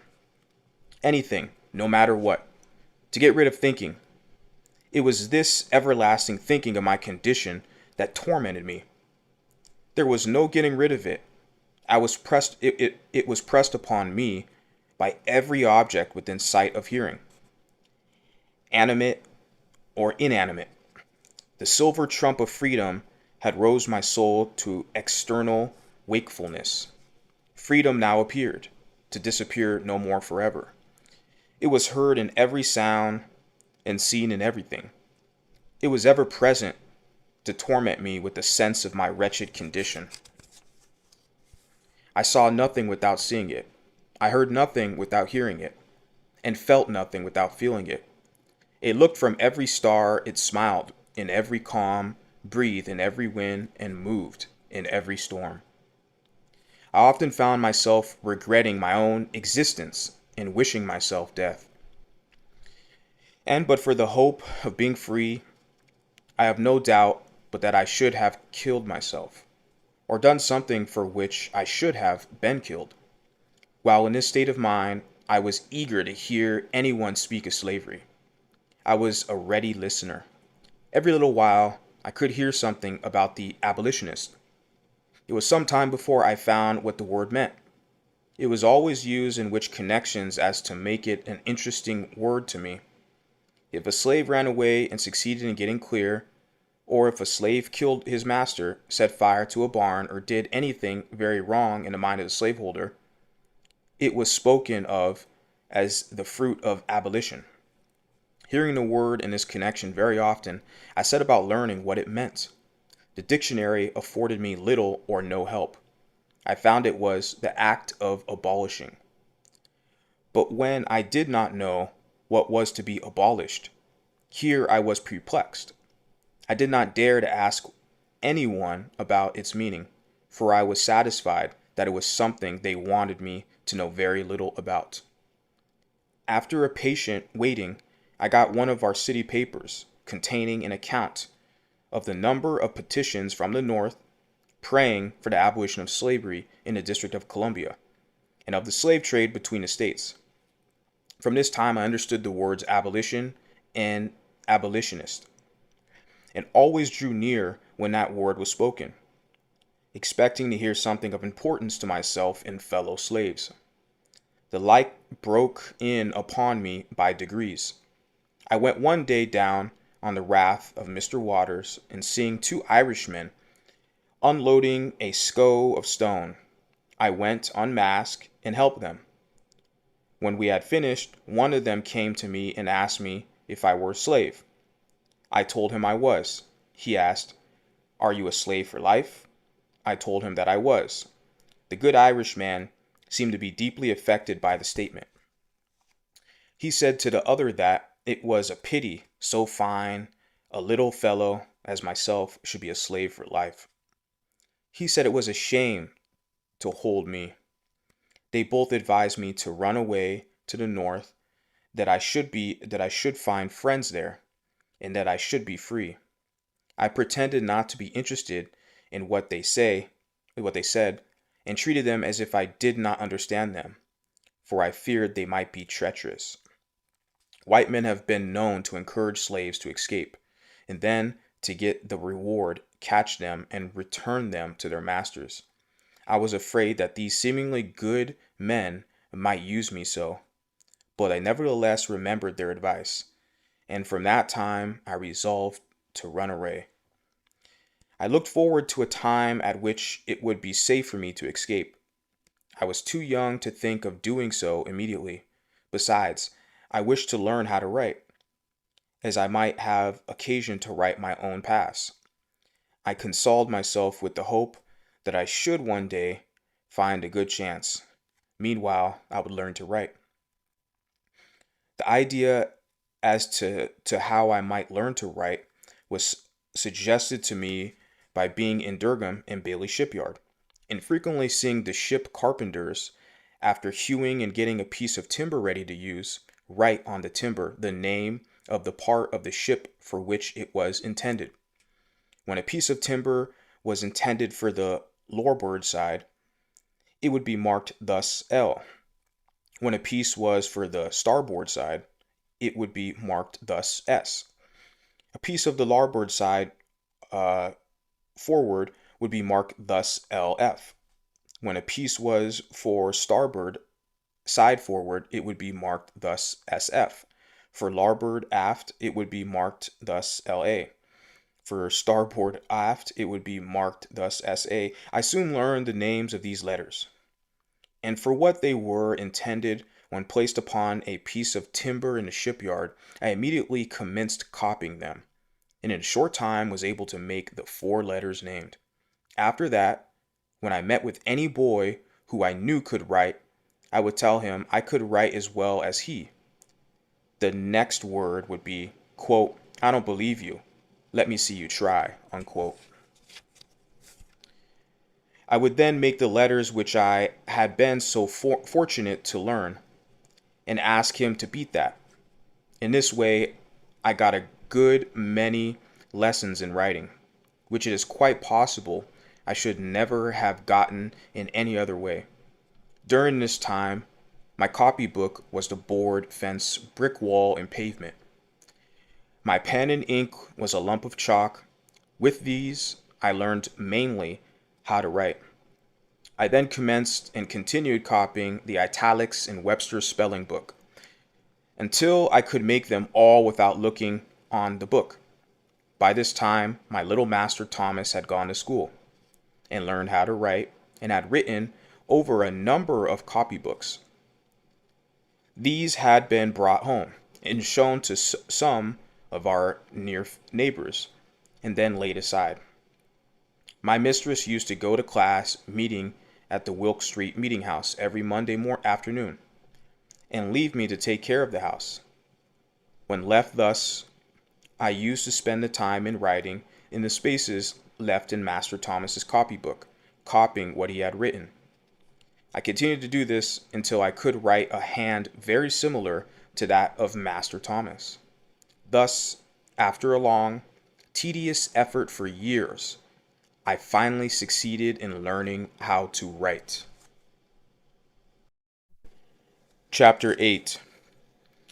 In a very short time after I went to live at Baltimore, my old master's youngest son Richard died, and in about 3 years and 6 months after his death, my old master died.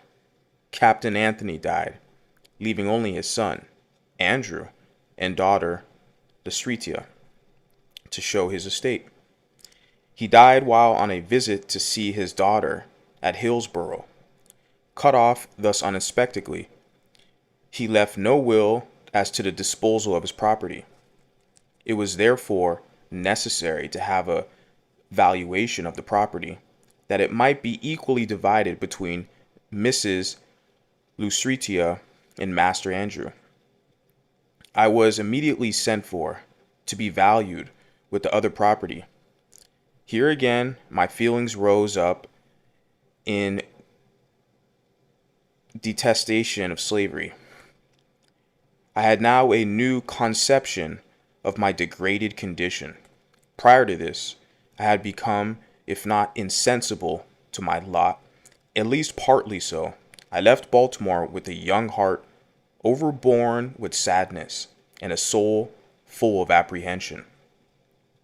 I took passage with Captain Rowe in the Schooner Wildcat, and after a sail in about 24 hours, I found myself near the place of my birth. I had now been absent from it almost, if not quite 5 years. I, however, remembered the place very well. I was only about 5 years old when I left it to go and live with my old master on Colonel Lloyd's plantation, so that I was now between 10 and 11 years old. We were all ranked together at the valuation, men and women, old and young, married and single. were ranked with horses, sheep, and swine. There were horses and men, cattle and women, pigs and children, all holding the same rank in the scale of being, and were all subjected to the same narrow examination. Silverly headed age and sprightly youth, maids and matrons, had to undergo the same indelicate inspection. At this moment, I saw more clearly than ever the brutalizing effects of slavery upon both slave and slaveholder. After the valuation, then came the division. I have no language to express the high excitement and deep anxiety which were felt among us poor slaves during this time. Our fate for life was now to be decided. We had no more voice in that decision than the brutes among whom we were ranked. A single word from the white men was enough. Against all our wishes, prayers, and entreaties, to sunder forever the dearest friends, dearest kindred, and strongest ties known to human beings. In addition to the pain of separation, there was the horrid dread of falling into the hands of Master Andrew. He was known to us all as being a most cruel wretch, a common drunkard who had but his reckless mismanagement and profligate disposition already wasted a large portion of his father's property. We all felt that we might as well be sold at once to the Georgia traders as to pass into the hands, for we knew that would be our inevitable condition, a condition held by us all in the utmost honor and dread. I suffered more anxiety than most of my fellow slaves. I had known what it was to be kindly treated. They have known nothing of the kind. They had seen little to nothing of the world. They were in very deed men and women of sorrow, and acquainted with grief. Their backs had been made familiar with the bloody lash, so that they had become callous. Mine was yet tender. For a while at Baltimore, I got a few whippings, and a few slaves could boast of a kinder master and mistress than myself. And the thought of passing out of hands into those of Master Andrew, a man who a few days before, to give me a sample of his bloody disposition, took my little brother by the throat, threw him on the ground, and with the heel of his boot stamped upon his head till the blood gushed from his nose and ears, was well calculated to make me anxious as to my fate.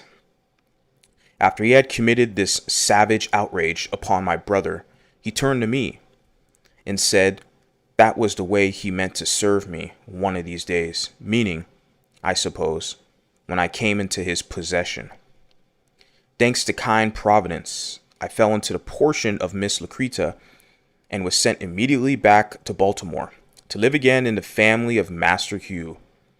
Their joy at my return equaled their sorrow at my departure. It was a glad day to me. I had escaped a worse than lion's jaw. I was absent from Baltimore for the purpose of valuation and division, just about a month, and it seemed to have been 6.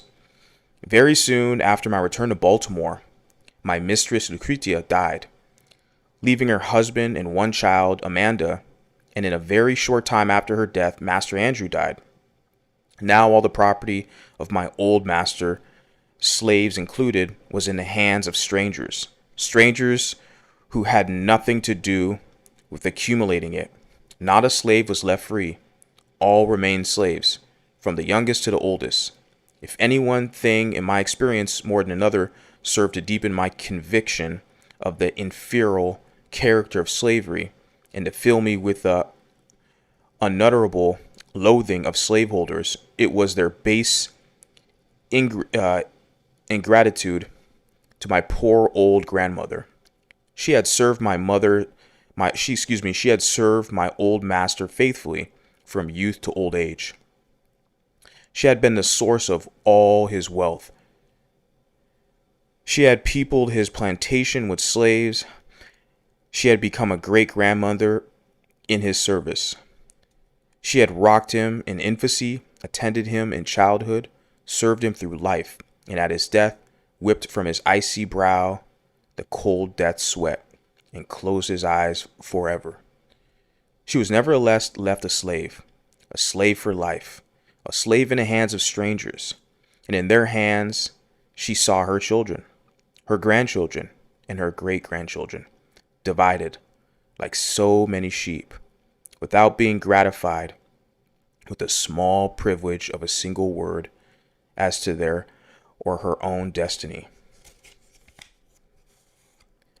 And to cap the climax of the base ingratitude and fiendish barbarity, my grandmother, who was now very old, having outlived my old master and all his children, having seen the beginning and end of all of them, and her present owners, finding she was at but little value, her frame already racked with the pains of old age, a complete helplessness fast stealing over her once active limbs. They took her to the woods, built her a little hut, put up a little mud chimney, and then made her welcome to the privilege of supporting herself there in perfect loneliness, thus virtually turning her out to die. If my poor old grandmother now lives, she lives to suffer in utter loneliness. She lives to remember and mourn over the loss of children, the loss of grandchildren, and the loss of great-grandchildren. They are, in the language of a slave's poets, Whittier, quote, "Gone, gone, sold and gone, to the rice swamp drank and lone, where the slave whip ceaseless swings, where the noisome insect stings, where the fever demon screws poison with the falling dews, where the sickly sunbeams glare through the hot and misty air. Gone, gone, sold and gone, to the rice swamp dank and lone, from Virginia hills and waters, woe is me, my stolen daughters." Unquote. The heart is desolate. The children, the unconscious children who once sang and danced in her presence, are gone. She gropes her way to the darkness of age for a drink of water. Instead of the voices of her children, she hears by day the moans of the dove, and by night the screams of the hideous owl. All is gloom.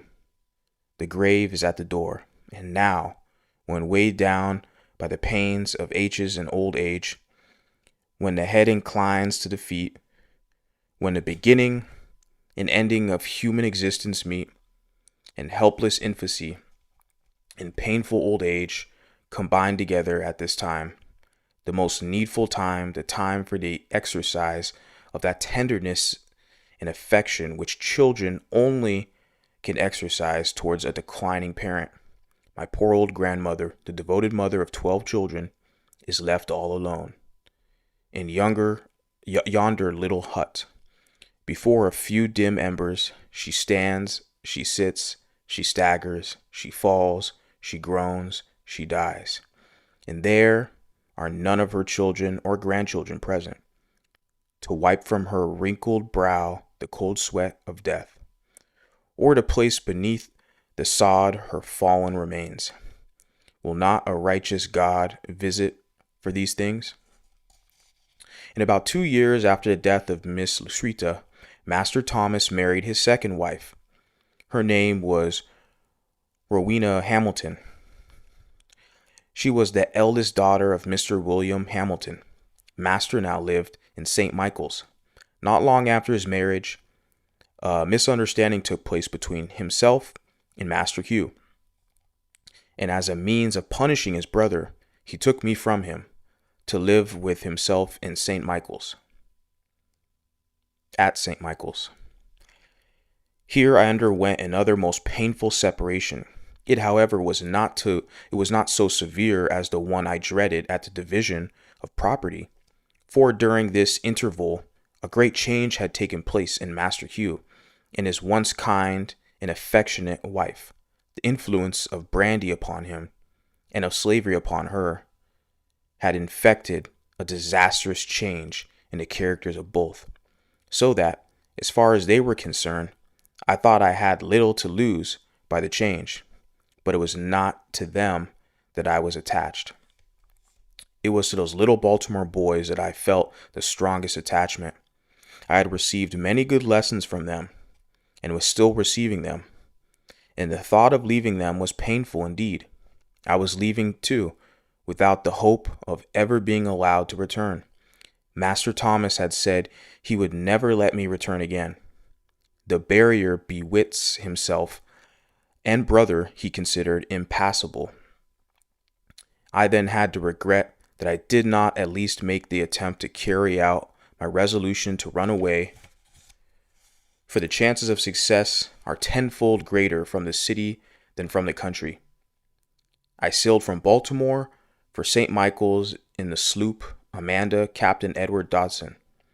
On my passage, I paid particular attention to the direction which the steamboats took to go to Philadelphia.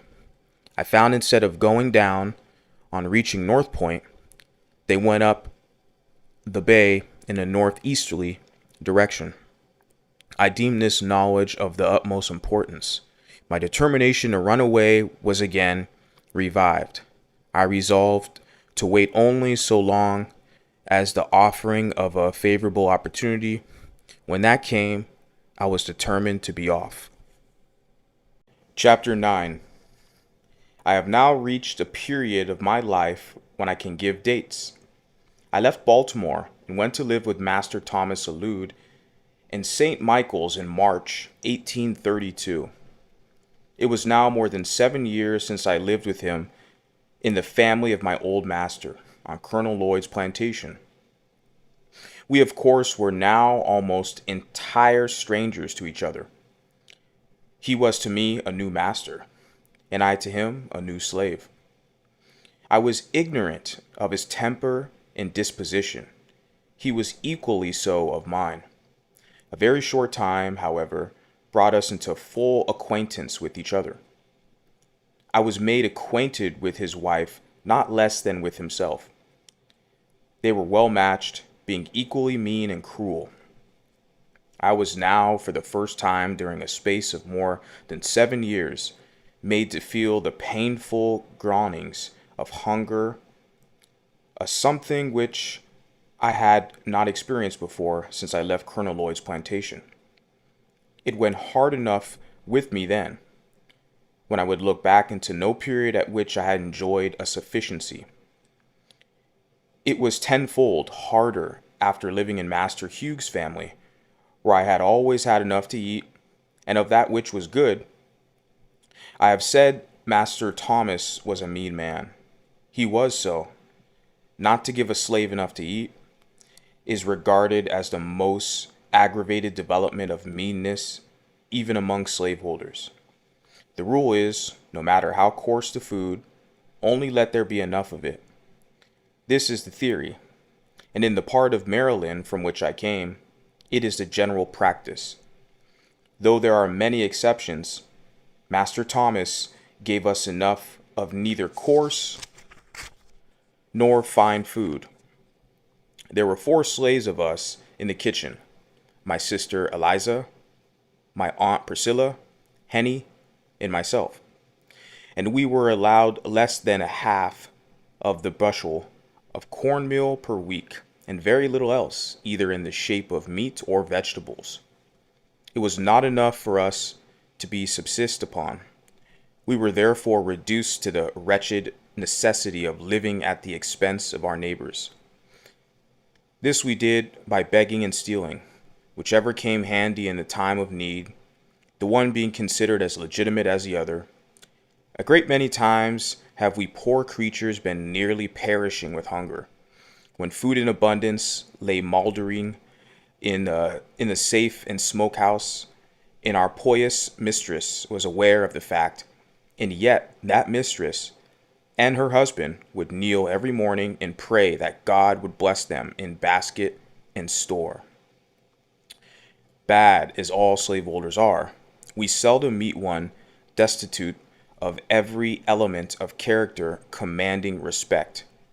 My master was one of this rare sort. I do not know of one single noble act ever performed by him. The leading trait in his character was meanness. And if there were any other element in his nature, it was made subject to this. He was mean, and like most other mean men, he lacked the ability to conceal his meanness. Captain Allude was not born a slaveholder. He had been a poor man, master only of a baycraft. He came into possession of all his slaves by marriage, and of all men, adopted slaveholders are the worst. He was cruel but cowardly. He commanded without firmness. In the enforcement of his rules, he was at times rigid and at times lax. At times he spoke to his slaves with the firmness of Napoleon and the fury of a demon. At other times, he might well be mistaken for an inquirer who had lost his ways. He did nothing of himself. He might have passed for a lion, but for his ears. In all things noble which he attempted, his own meanness shone most conspicuous. His heirs, words, and actions were the heirs, words, and actions of born slaveholders, and being assumed, were awkward enough. He was not even a good imitator. He possessed all the dispositions to deceive, but wanted the power. Having no resources within himself, he was compelled to be the copyist of many, and being such, he was forever the victim of inconsistency and of consequence. He was an object of contempt, and was held as such even by his slaves. The luxury of having slaves of his own to wait upon him was something new and unprepared for. He was a slaveholder without the ability to hold slaves. He found himself incapable of managing his slaves either by force, fear, or fraud. We seldom called him, quote, master. We generally called him, quote, Captain Allude. And we're hardly disposed to title him at all. I doubt not that our conduct had much to do with making him appear awkward, and of consequence fretful. Our want of reverence for him must have perplexed him greatly. He wished to have us all call him master, but lacked the firmness necessary to command us to do so. His wife used to insist upon our calling him so, but to no purpose. In August 1832, my master attended a Methodist camp meeting held in the Bayside, Talbot County, and there experienced religion.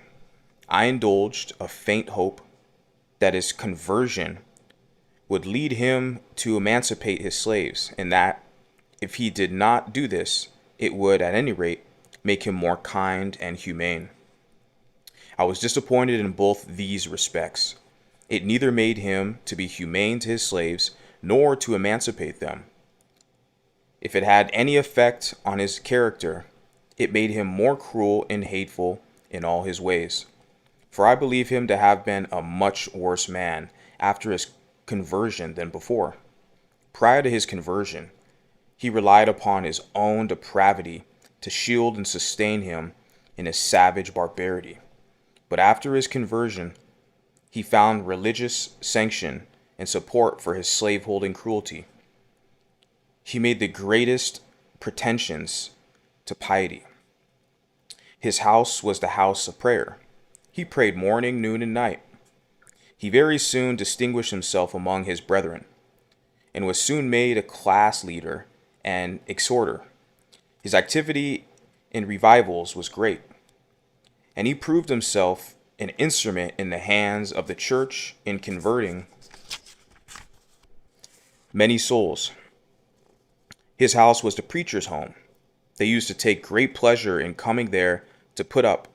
For a while he starved us, he stuffed them. We have had 3 or 4 preachers there at a time. The names of those who used to come most frequently while I lived there were Mr. Storks, Mr. Uri, Mr. Humphrey, and Mr. Hickey. I have also seen Mr. George Cookman at our house. We slaves loved Mr. Cookman. We believed him to be a good man. We thought him instrumental in getting Mr. Samuel Harrison, a very rich slaveholder, to emancipate his slaves, and by some means got the impression that he was laboring to effect the emancipation of all the slaves. When he was at our house, we were sure to be called in to prayers. When the others were there, we were sometimes called in and sometimes not. Mr. Cookman took more notice of us than either of the other ministers. He could not come among us without betraying his sympathy for us. And stupid as we were, we had the sagacity to see it. While I lived with my master in St. Michael's, there was a white young man, a Mr. Wilson, who proposed to keep a Sabbath school for the instruction of such slaves as might be disposed to learn to read the New Testament. We met but 3 times when Mr. West and Mr. Fairbanks, both class leaders, with many others, came upon us with sticks and other missiles, drove us off, and forbade us to meet again. Thus ended our little Sabbath school in the pious town of St. Michael's. I have said my master found religious sanction for his cruelty. As an example, I will state one of many facts going to prove the charge. I have seen him tie up a lame young woman and whip her with a heavy cowskin upon her naked shoulders, causing the warm red blood to drip, and in justification of the bloody deed, he would quote this passage of Scripture, quote, "He that knoweth his master's will and doeth it not shall be beaten with many stripes," unquote. Master would keep his lacerated young woman tied up in this horrid situation 4 or 5 hours at a time. I have known him to tie her up early in the morning and whip her before breakfast, leave her, go to his store, return at dinner and whip her again, cutting her in the places already made raw with his cruel lash. The secret of master's cruelty toward, quote, Henny is found in the fact that her being almost helpless, when quite a child, she fell into the fire and burned herself horribly. Her hands were so burnt that she never got the use of them. She could do very little but bear heavy burdens. She was to master a bill of expense, and as he was a mean man, she was a constant offense to him. He seemed desirous of getting the poor girl out of existence. He gave her a while once in his sister, but being a poor gift, she was not disposed to keep her. Finally, my benevolent master, to use his own words, quote, set her adrift to take care of herself, quote. Here was a recently converted man holding on upon the mother and at the same time turning out her helpless child to starve and die. Master Thomas was one of the many pious slaveholders who hold slaves for the very charitable purpose of taking care of them. My master and myself had quite a number of differences. He found me unsuitable to his purpose. My city life, he said, had had a very pernicious effect upon me. It had almost ruined me for every good purpose and fitted me for everything which was bad. One of my greatest faults was that of letting his horse run away and go down to his father-in-law's farm, which is about 5 miles from St. Michael's. I would then have to go after it. My reason for this kind of carelessness or carefulness was that I could always get something to eat when I went there. Master William Hamilton, my master's father-in-law, always gave his slaves enough to eat. I never left there hungry, no matter how great the need of my speedy return. Master Thomas at length said he would stand it no longer. I had lived with him 9 months, during which time he had given me a number of severe whippings, all to no good purpose. He resolved to put me out, as he said, to be broken, and for this purpose he let me for 1 year to a man named Edward Covey. Mr. Covey was a poor man, a farm renter. He rented a place upon which he lived, as also the hands with which he tilled it.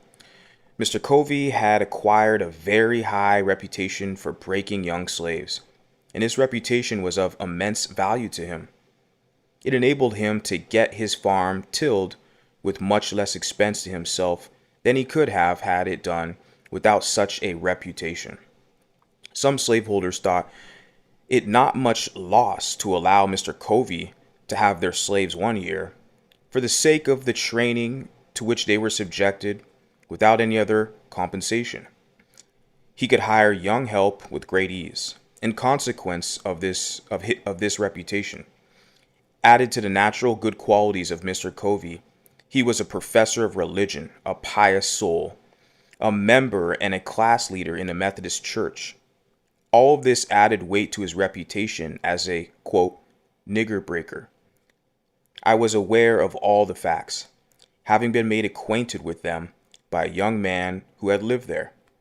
I nevertheless made the change gladly, for I was sure of getting enough to eat, which is not the smallest consideration to a hungry man. Chapter 10. I left Master Thomas's house and went to live with Mr. Covey on the 1st of January, 1833. I was now, for the first time in my life, a field hand. In my new employment, I found myself even more awkward than a country boy appeared to be in the large city. I had been at my new home but 1 week before Mr. Covey gave me a very severe whipping, cutting my back, causing the blood to run, and raising ridges on my flesh as large as my little finger.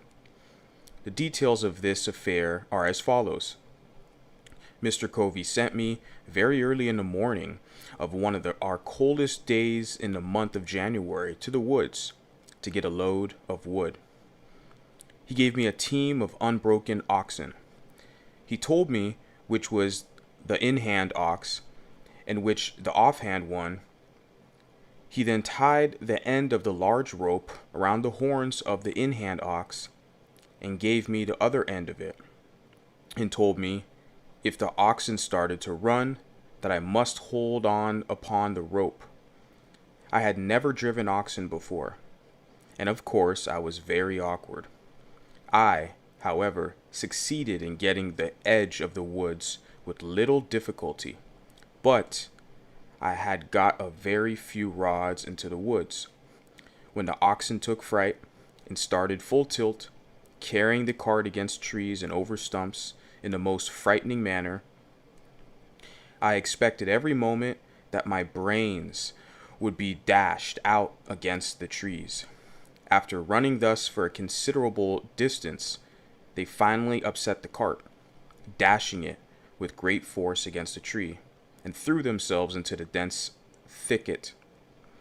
How I escaped death, I do not know. There I was, entirely alone, in a thick wood, in a place new to me.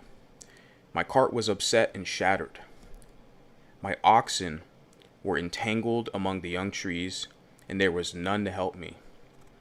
After a long spell of effort, I succeeded in getting my cart rightened, my oxen disentangled, and again yoked to the cart. I now proceeded with my team to the place where I had, the day before, been chopping wood, and loaded my cart pretty heavily, thinking in this way to tame my oxen. I then proceeded on my way home. I had now consumed 1/2 of the day. I got out of the wood safely, and now fell out of danger. I stopped my oxen to open the woods gates, and just as I did so, before I could get hold of my ox rope, the oxen again rushed through the gate, catching it between the wheel and the body of the cart, tearing it to pieces, and coming within a few inches of crushing me against the gate post. Thus twice in one short day, I escaped death by the merest chance.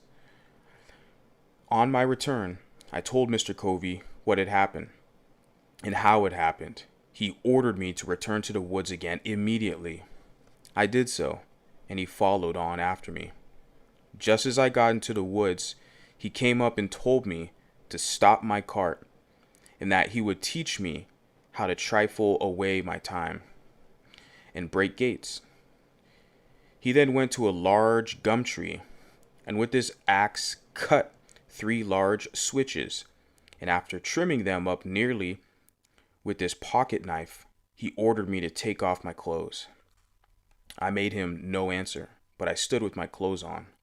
He repeated his order.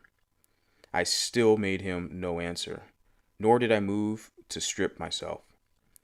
Upon this, he rushed at me with the fierceness of a tiger, tore off my clothes, and lashed me till he had worn out his switches, cutting me so savagely as to leave the marks visible for a long time.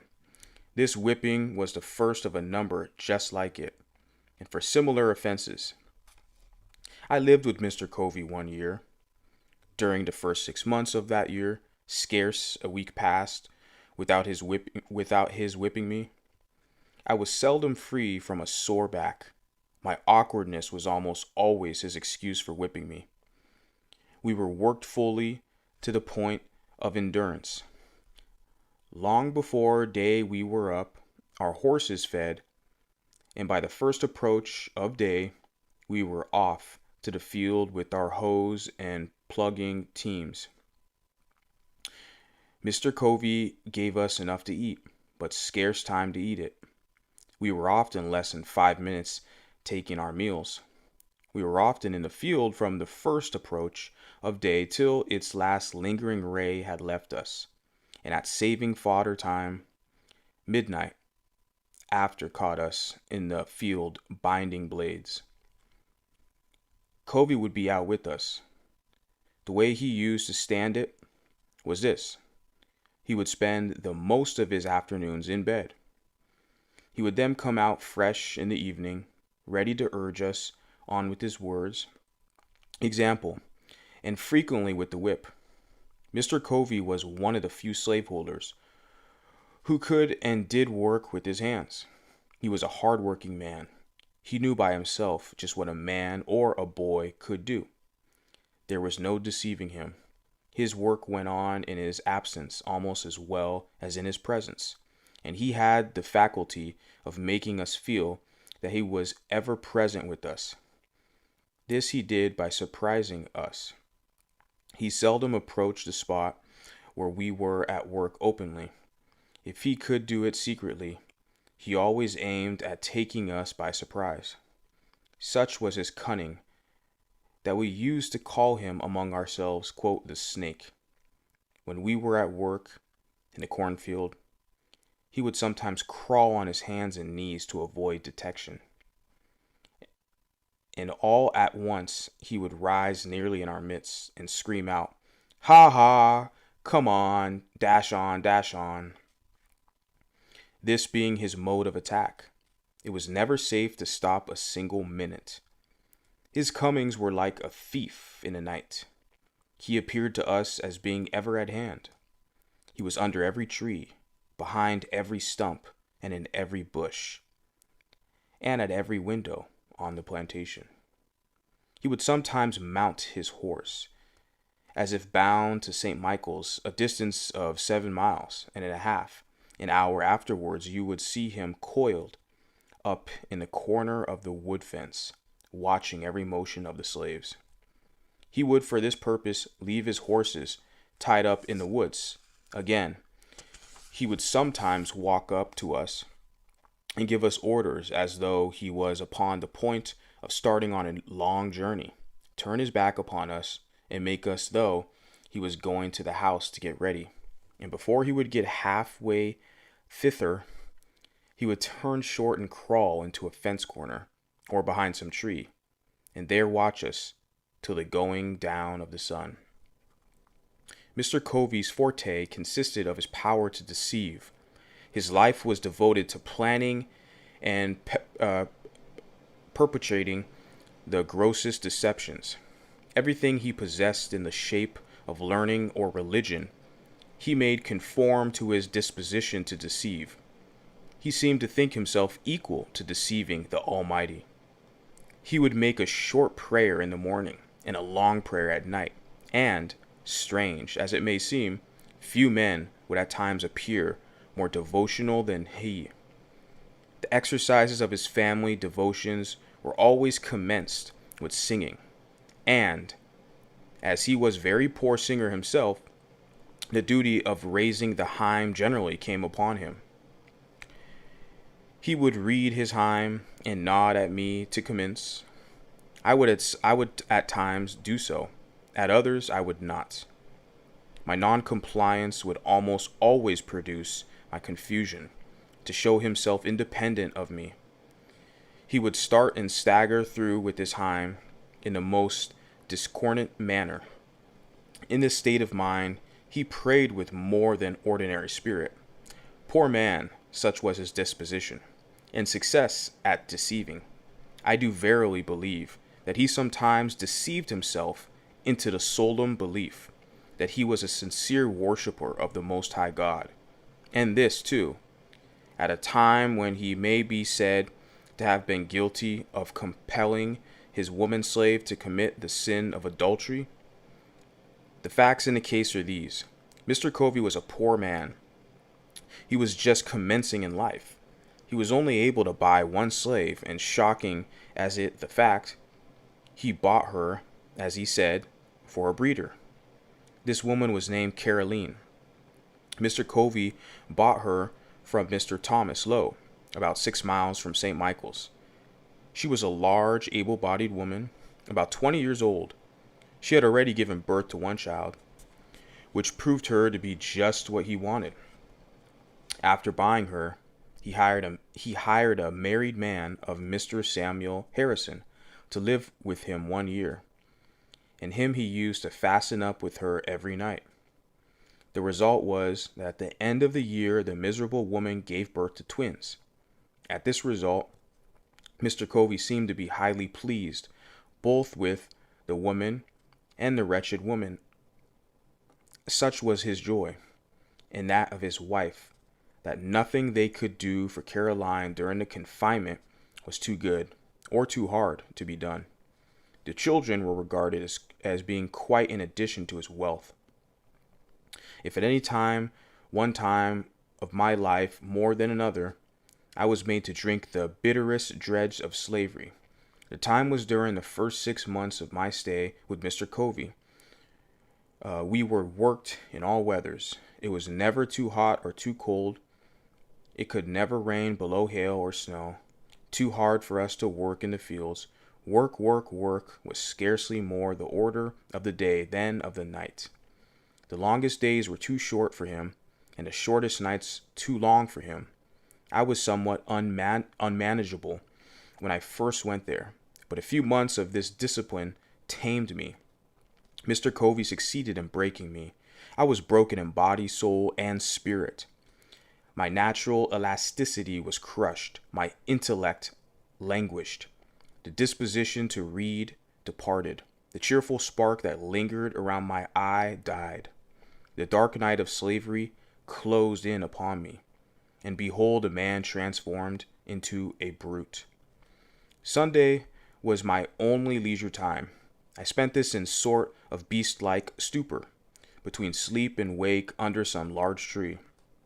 At times I would rise up, and flash of her energetic freedom would dart through my soul, accompanied with a faint beam of hope that flickered for a moment, and then vanquished, I sank down again. Mourning over my wretched condition, I was sometimes promoted to take my life, and that of Covey, but was prevented by a combination of hope and fear. My sufferings on this plantation seem now like a dream rather than a stern reality. Our house stood within a few rods of the Chesapeake Bay. whose broad bosom was ever white with sails from every quarter of the habitable globe. Those beautiful vessels robed in purest white, so delightful to the eye of freedom, were to me so many shrouded ghosts to terrify and torment me with thoughts of my wretched condition. I have often in the deep stillness of a summer's Sabbath stood all alone upon the lofty banks of that noble bay, and traced with saddened heart and tearful eye the countless number of sails moving off to the mighty ocean. The sight of these always affected me powerfully. My thoughts would compel utterance, and there, with no audience but the Almighty, I would pour out my soul's complaint in my rude way with an apostrophe of the moving multitude of ships. Quote, "You are loosed from your moorings and are free. I am vast in my chains and am a slave. You move merely before the gentle gale, and I sadly before the bloody whip. You are freedom's swift-winged angels that fly around the world. I am confined in bands of iron. Oh, that I were free. Oh, that I were on one of your gallant decks, and under your protecting wing. Alas, betwixt me and you, the turbid waters roll. Go on, oh, that I could also go. Could I but swim? If I could fly, oh, why was I born a man? Of whom to make a brute? The glad ship in gone, she rides in the dim distance. I am left in the hottest hell of unending slavery. O God, save me. God, deliver me. Let me be free. Is there a God? Why am I a slave? I will run away. I will not stand it, get caught, or get clear. I'll try it. I had as well die with ague as the fever. I have only one life to lose. I had as well be killed running as die standing. Only think of it. 100 miles straight north, and I am free. Try it? Yes. God helping me, I will. It cannot be that I shall live or die a slave. I will take to the water. This very bay shall yet bear me into freedom. The steamboats steered in a northeast course from North Point. I will do the same, and when I get to the head of the bay, I will turn my canoe adrift and walk straight through Delaware into Pennsylvania. When I get there, I shall not be required to have a pass. I can travel without being disturbed. Let but the first opportunity offer, and come that will, I am off. Meanwhile, I will try to bear up under the yoke. I am not the only slave in the world. Why should I fret? I can bear as much as any of them. Besides, I am but a boy, and all boys are bound to someone. It may be that my misery in slavery will only increase my happiness when I get free. There is a better day coming." Unquote. Thus I used to think, and thus I used to speak to myself, goaded almost to madness at one moment, and at the next reconciling myself to my wretched lot. I have already intimated that my condition was much worse during the first 6 months of my stay at Mr. Covey's. Then in the last 6, the circumstances leading to the change in Mr. Covey's course toward me from an epoch in my humble history. You have seen how a man was made a slave. You shall see how a slave was made a man. On one of the hottest days of the month of August, 1833, Bill Smith, William Hughes, a slave named Eli, and myself were engaged in fanning wheat. Hughes was clearing the fanned wheat from before the fan. Eli was turning, Smith was feeding, and I was carrying the wheat to the fan. The work was simple, requiring strength rather than intellect, yet, to one entirely unused to such work, it came very hard. About 3 o'clock of the day, I broke down. My strength failed me. I was seized with a violent aching of the head. attending with extreme dizziness. I trembled in every limb. Finding what was coming, I nerved myself up, feeling it would never do to stop work. I stood as long as I could stagger to the hopper with grain. When I could stand no longer, I fell, and felt as if it held down by immense weight. The fan, of course, stopped. Everyone had his own work to do, and no one could do the work of the other and have his own go on at the same time. Mr. Covey was at the house about 100 yards from the treading yard where we were farming. On hearing the fan stop, he left immediately. He came to the spot where we were. He hastily inquired what the matter was. Bill answered that I was sick, and there was no one to bring wheat to the fan.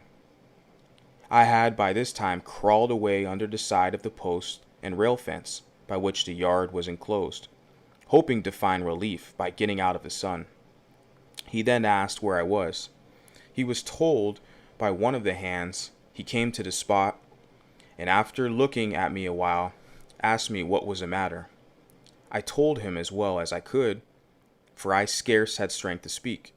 He then gave me a savage kick to the side and told me to get up.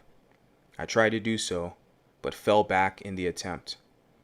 He gave me another kick and again told me to rise. I again tried and succeeded in gaining my feet, but stooping to get to the tub with which I was feeding the fan, I again staggered and fell. While down in this situation, Mr. Covey took up the hickory slat with which Hughes had been striking off the half-bushel measure, and with it gave me a heavy blow upon the head, making a large wound, and the blood ran freely, and with this again told me to get up. I had no effort to comply.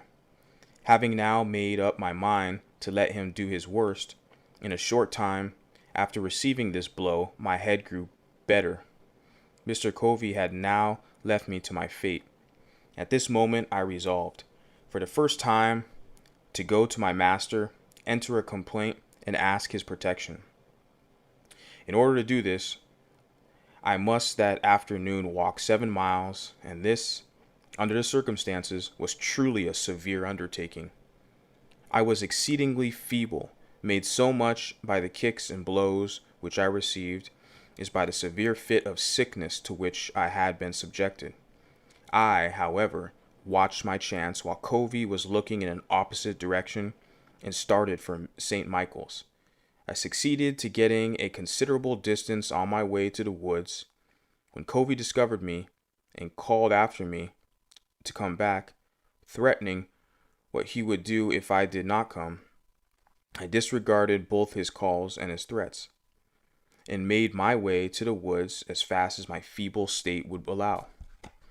And thinking I might be overhauled by him if I kept the road, I walked through the woods, keeping fair enough from the road to avoid detection, and near enough to prevent losing my way.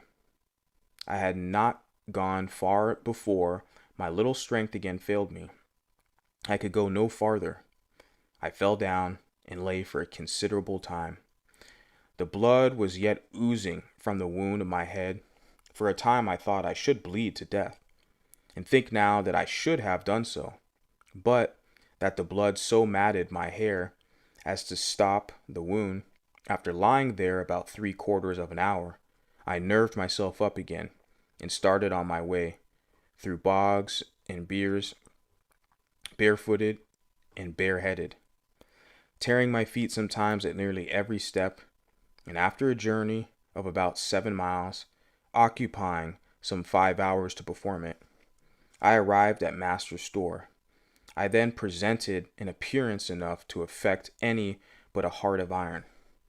From the crown of my head to my feet, I was covered with blood. My hair was all clotted with dust and blood. My shirt was stiff with blood. My legs and feet were torn in sundry places with briefs and thorns, and were also covered with blood. I supposed I looked like a man who had escaped a den of wild beasts and barely escaped them. In this state, I appeared before my master, humbly entreating him to interpose his authority for my protection. I told him all the circumstances as well I could, and it seemed as I spoke at times to affect him. He would then walk the floor and seek to justify Covey by saying he expected I deserved it. He asked me what I wanted. I told him to let me get a new home, that as sure as I lived with Mr. Covey again, I should live with but to die with him, that Covey would surely kill me. He was in a fair way for it. Master Thomas ridiculed the idea that there was any danger of Mr. Covey's killing me, and said that he knew Mr. Covey, that he was a good man, and that he could not think of taking me from him, that should he do so, he would lose the whole year's wages, that I belonged to Mr. Covey for 1 year, and that I must go back to him, come what might, and that I must not trouble him with any more stories, or that he would himself get a hold of me. After threatening me thus, he gave me a very large dose of salts, telling me that I might remain in St. Michael's that night. It began quite late, but that I must be off back to Mr. Covey's earlier in the morning, and that if I did not, he would get a hold of me, which meant that he would whip me. I remained all night, and according to his orders, I started off to Covey's in the morning, Saturday morning, wearied in a body and broken in spirit. I got no supper that night or breakfast that morning. I reached Covey's about 9 o'clock, and just as I was getting over the fence that divided Mr. Kemp's fields from ours, out ran Covey with his cowskin to give me another whipping. Before he could reach me, I succeeded in getting to the cornfield, and as the corn was very high, it afforded me the means of hiding. He seemed very angry and searched for me a long time. My behavior was altogether unaccountable. He finally gave up the chase, thinking, I suppose, that I must come home for something to eat. He would give himself no further trouble in looking for me. I spent that day mostly in the woods, having the alternative before me to go home and be whipped to death, or stay in the woods and be starved to death. That night, I fell in with Sandy Jenkins, a slave with whom I was somewhat acquainted. Sandy had a free wife who lived about 4 miles from Mr. Covey's, and it began Saturday. He was on his way to see her. I told him my circumstances, and he very kindly invited me to go home with him. I went home with him and talked this whole matter over, and got his advice as to what course it was best for me to pursue. I found Sandy an old adviser. He told me with great solemnity I must go back to Covey, but that before I went, I must go with him into another part of the woods, where there were a certain root which, if I would take some of it with me, carrying it always on my right side, would render it impossible for Mr. Covey or any other white man to whip me. He said he had carried it for years, and since he had done so, he had never received a blow, and never expected a while he carried it. I at first rejected the idea that the simple carrying of a root in my pocket would have any such effect as he had said, and was not disposed to take it. But Sandy impressed the necessity with much earnestness, telling me it would do no harm, if it did no good. To please him, I at length took the root, and according to his direction, carried it upon my right side. This was Sunday morning. I immediately started from home, and upon entering the yard gate, out came Mr. Covey on his way to meeting. He spoke to me very kindly, bade me drive the pigs from a lot nearby, and passed on towards the church. Now, this singular conduct of Mr. Covey really made me begin to think that there was something in the root which Sandy had given me. and had it been of any other day than Sunday, I could have attributed the conduct to no other cause than the influence of the root. And as it was, I was half inclined to think the root to be something more than I at first had taken it to be. All went well till Monday morning. On this morning, the virtue of the root was fully tested. Long before daylight, I was called to go to the rub curry and feed the horses. I obeyed, and was glad to obey. While Wallace thus engaged, Willis in the act of throwing down some blades from the loft, Mr. Covey entered the stable with a long rope, and just as I was half out of the loft, he caught hold of my legs and was about tying me. As soon as I found out what he was up to, I gave a sudden spring, and as I did so, he hauled into my legs. I was brought sprawling to the stable floor. Mr. Covey seemed now to think he had me and could do what he pleased. But at this moment, from whence came the spirit, I don't know. I resolved the fight, and suiting my action to the resolution, I seized Covey's hard by the throat. And as I did so, I rose. He held on to me, and I to him. My resistance was so entirely unexpected that Covey seemed taken all aback. He trembled like a leaf. This gave me assurance, and I held him uneasy, causing the blood to run where I touch him with the ends of my fingers. Mr. Covey soon called out to Hughes for help. Hughes came, and while Covey held me, attempted to tie my right hand.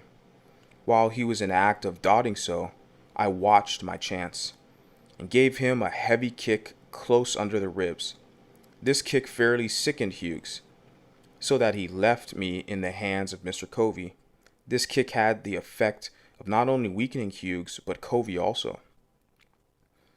When he saw Hughes bending over with pain, his courage quailed. He asked me if I meant to persist in my resistance. I told him I did, come what might, that he had used me like a brute for 6 months, and that I was determined to be used so no longer. With that, he strove to drag me to stick that I was lying just out of the stable door. He meant to knock me down, but just as he was leaning over to get the stick, I seized him with both hands by his collar and brought him by a sudden snatch to the ground. By this time, Bill came. Covey called upon him for assistance. Bill wanted to know what he could do. Covey said, quote, "Take hold of him. Take hold of him," unquote. Bill said his master hired him out to work, and not to help to whip me. So he left Covey and myself to fight our own battle out. We were at it for nearly 2 hours. Covey at length let me go, puffing and blowing at a great rate, saying that if I had not resisted, he would not have whipped me half so much. The truth was that he had not whipped me at all. I considered him as getting entirely the worst end of the bargain, for he had drawn no blood from me, but I had from him. The whole 6 months afterwards that I spent with Mr. Covey, he never laid the weight of his finger upon me in anger. He would occasionally say he didn't want to get hold of me again. Quote, "No, I thought you need to, for you will come off worse than you did before." Quote. This battle with Mr. Covey was the turning point in my career as a slave. It rekindled the few expiring embers of freedom and revived within me a sense of my own manhood. It recalled the departed self-confidence and inspired me again with a determination to be free. The gratification afforded by me a triumph was a full compensation for whatever else might follow, even death itself. He only can understand the deep satisfaction which I experienced, who has himself repelled by force the bloody arm of slavery. I felt as I never felt before. It was a glorious resurrection from the tomb of slavery to the heaven of freedom. My long crushed spirit rose, cowardice departed, bold defiance took its place, and now resolved that however long I might remain a slave in form, the day had passed forever when I could be a slave in fact. I did not hesitate to let it be known of me that the white man who expected to succeed in whipping must also succeed in killing me. From this time, I was never again what might be called fairly whipped. Though I remained a slave 4 years afterwards, I had several fights, but was never whipped. It was for a long time a matter of surprise to me why Mr. Covey did not immediately have me taken by the constable to the whipping post, and there regularly whipped for the crime of raising my hand against a white man in defiance of myself. And the only explanation I can now think of does not entirely satisfy me, but such as it is, I will give it. Mr. Covey enjoyed the most unbounded reputation for being the first-rate overseer and Negro breaker.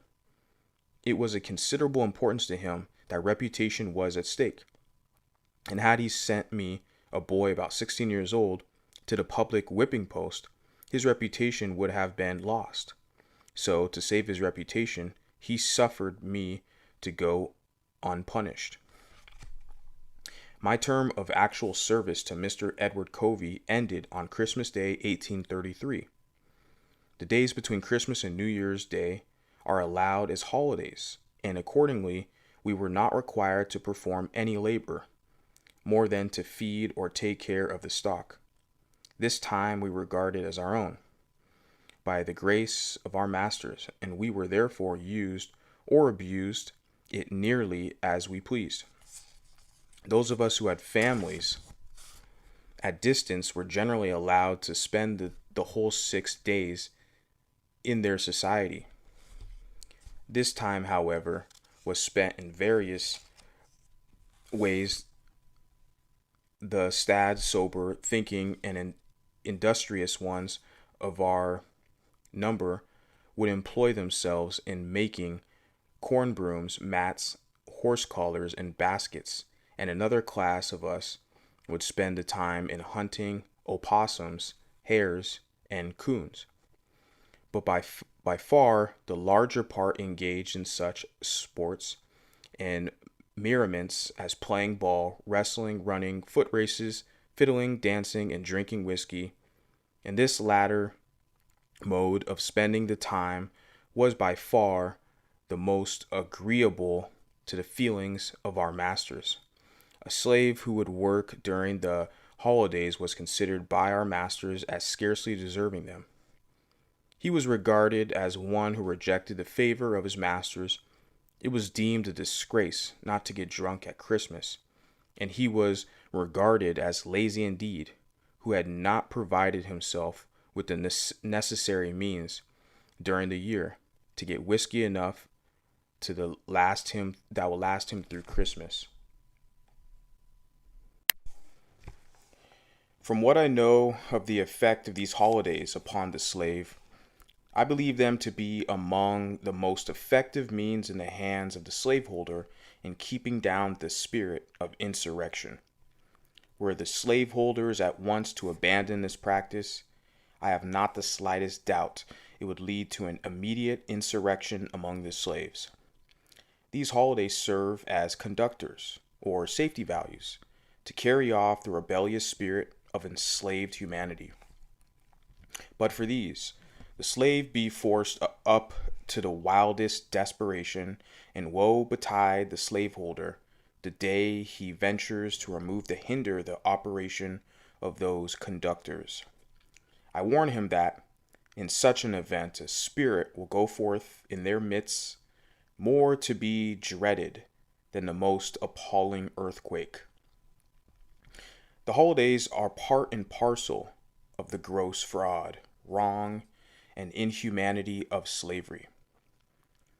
They are professionally a custom established by the benevolence of the slaveholders. But I undertake to say it is a result of selfishness and one of the grossest frauds committed upon the downtrodden slave They do not give the slaves the time because they would not like to have their work during its continuance, but because they know it would be unsafe to deprive them of it. This will be seen by the fact that the slaveholders like to have their slaves spend those days just in such a manner as to make them as glad of their ending as their beginning. Their object seems to be to discuss their slaves with freedom by plunging them into the lowest depths of disposition. For instance, the slaveholders not only like to see the slave drink of his own accord, but will adopt various plans to make him drunk. One plan is to make bets on the slaves as to who can drink the most whiskey without getting drunk.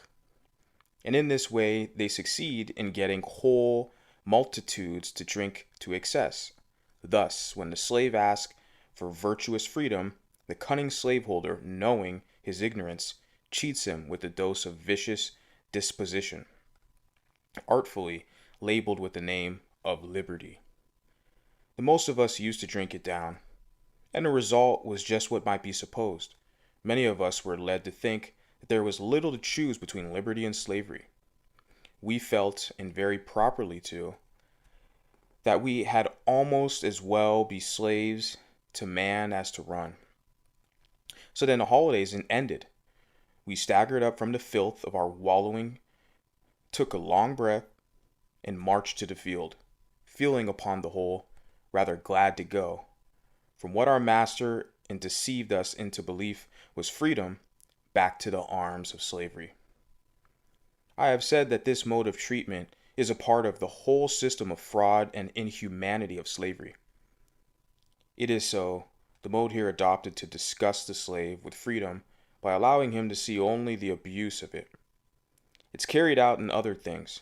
For instance, a slave loves molasses. He steals some.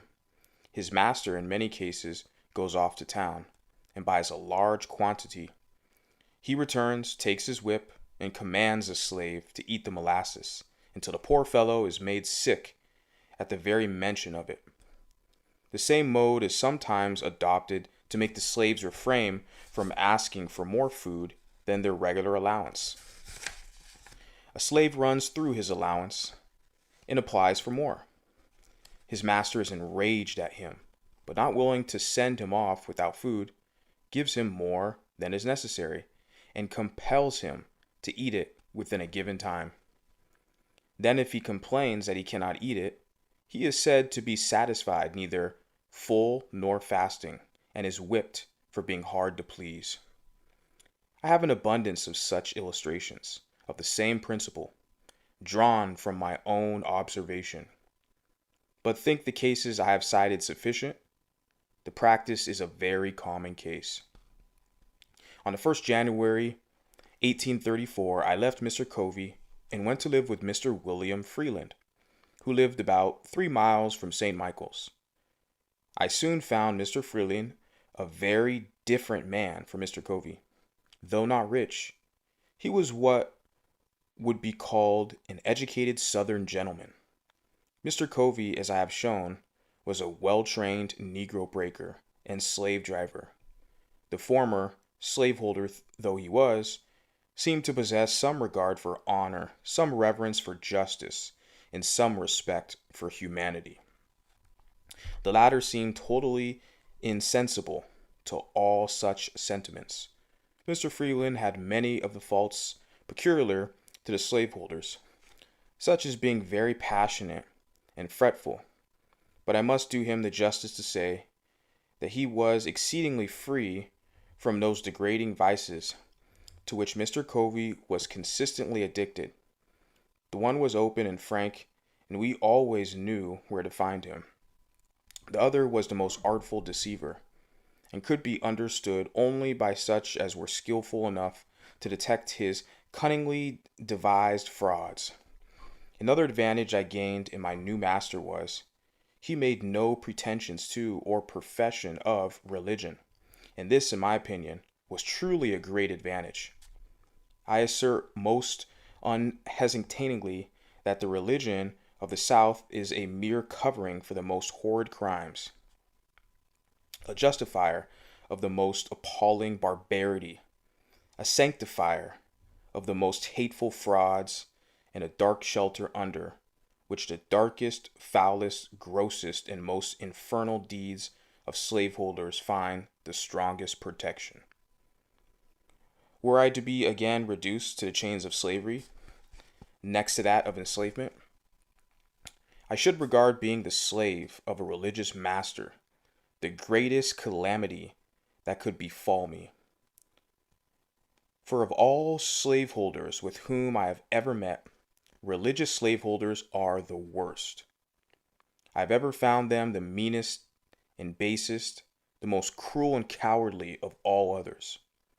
It was my unhappy lot not only to belong to a religious slaveholder, but to live in a community of such religionists. Very near Mr. Freeland lived the Reverend Daniel Whedon, and in the same neighborhood lived the Reverend Rigby Hopkins. These were members and ministers in the Reformed Methodist Church Mr. Whedon owned, among others a woman slave whose name I have forgotten.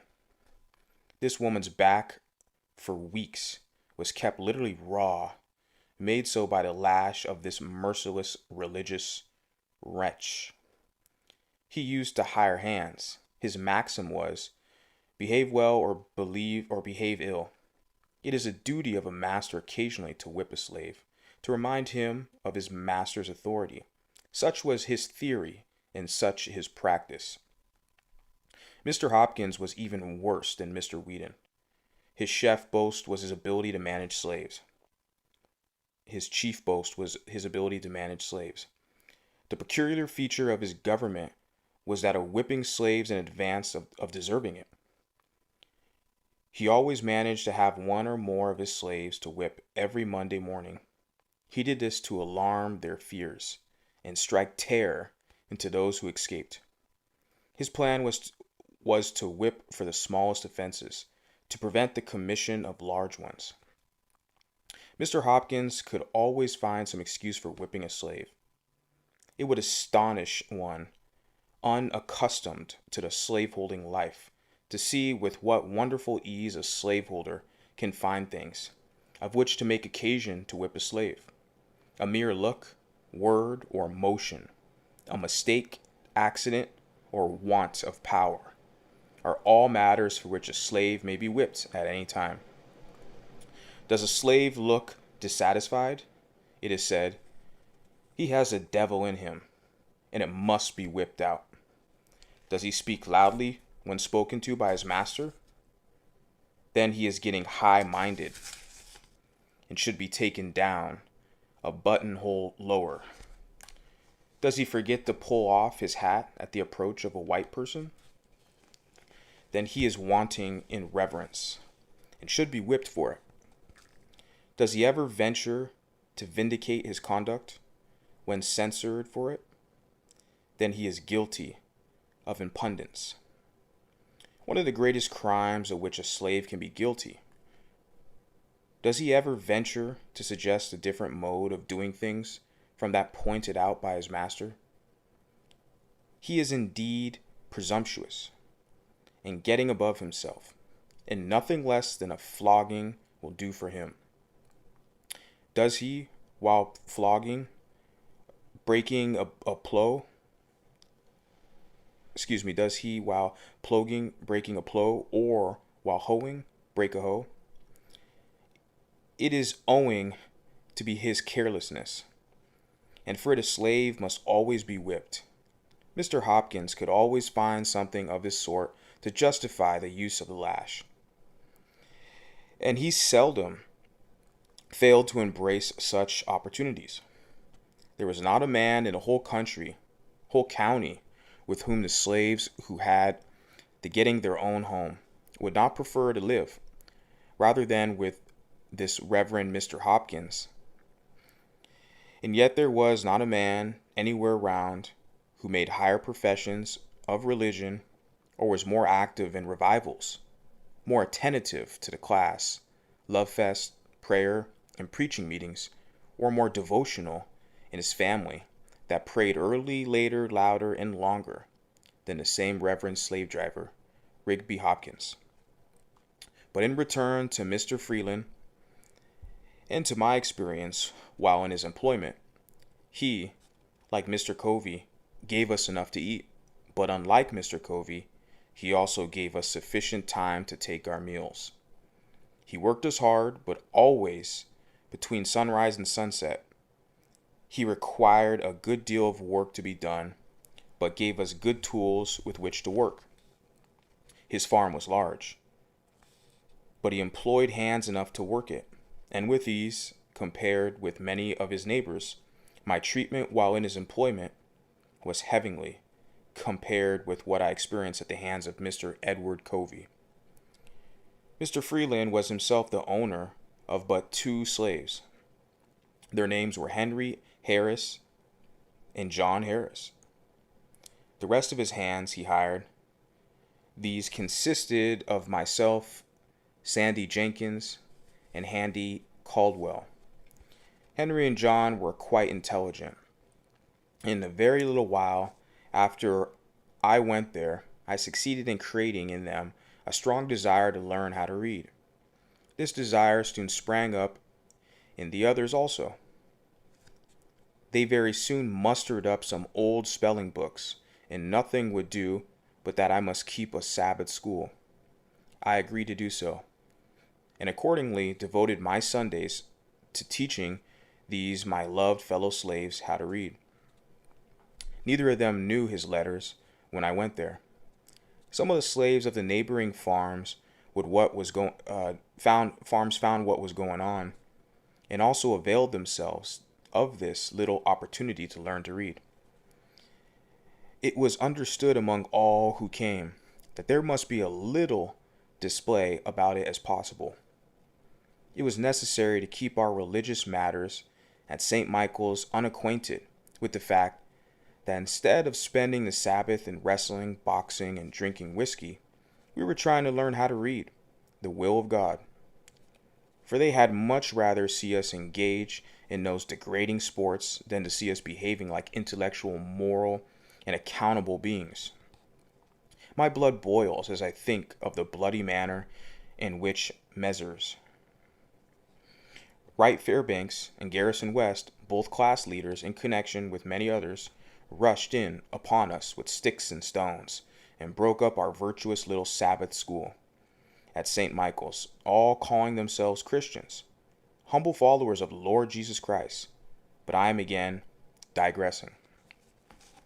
I held my Sabbath school at the house of a free colored man, whose name I deem it imprudent to mention, for should it be known, it might embarrass him greatly. Though the crime of holding the school was committed 10 years ago, I had at one time over 40 scholars, and those at the right sort, ardently desiring to learn. They were of all ages, though mostly men and women. I look back to those Sundays with an amount of pleasure not to be expressed. They were great days to my soul. The work of instructing my dear fellow slaves was the sweetest engagement with which I was ever blessed. We loved each other, and to leave them at the close of the Sabbath was a severe cross indeed. When I think that these precious souls are today shut up in the prison house of slavery, my feelings overcome me, and I am almost ready to ask, does a righteous God govern the universe? And for what does he hold the thunders in his right hand, if not to smite the oppressor, and deliver the spoiled out of the hand of the spoiler? These dear souls came not to Sabbath school because it was popular to do so, nor did I teach them because it was reputable to be thus engaged. Every moment they spent in that school, they were liable to be taken up and given 39 lashes. They came because they wished to learn. Their minds have been starved by their cruel masters. They had been shut up in mental darkness. I taught them because it was the delight of my soul to be doing something that looked like bettering the condition of my race. I kept up my school nearly the whole year I lived with Mr. Freeland. And besides my Sabbath school, I devoted 3 evenings in the week during the winter to teaching the slaves at home. And I have the happiness to know that several of those who came to the Sabbath school learned how to read, and that one at least is now free through my agency. The year passed off smoothly. It seemed only about half as long as the year which preceded it. I went through it without receiving a single blow. I will give Mr. Freeland the credit of being the best master I've ever had, till I became my own master. For the ease with which I passed the year, I was, however, somewhat indebted to the society of my fellow slaves. They were noble souls. They not only possessed loving hearts, but brave ones. We were linked and interlinked with each other. I love them with a love stronger than anything I have ever experienced since. It is sometimes sad that we slaves do not love and confide in each other. In answers to this assertion, I can say I never loved any or confided in any people more than my fellow slaves, and especially those with whom I lived at Mr. Freeland's. I believe we would have died for each other. We never undertook to do anything of any importance without a mutual consultation. We never removed separately. We were one, and as much so by our tempers and dispositions as by the mutual hardships to which we were necessarily subjected by our condition as slaves. At the close of the year 1834, Mr. Freeland again hired me of my master for the year 1835, but by this time I began to want to live upon free land as well as with free land, and I was no longer content therefore to live with him or any other slaveholder. I began with the commencement of the year to prepare myself for the final struggle which should decide my fate one way or the other.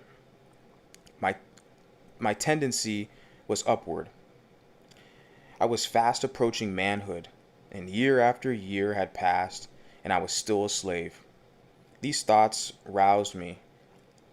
I must do something.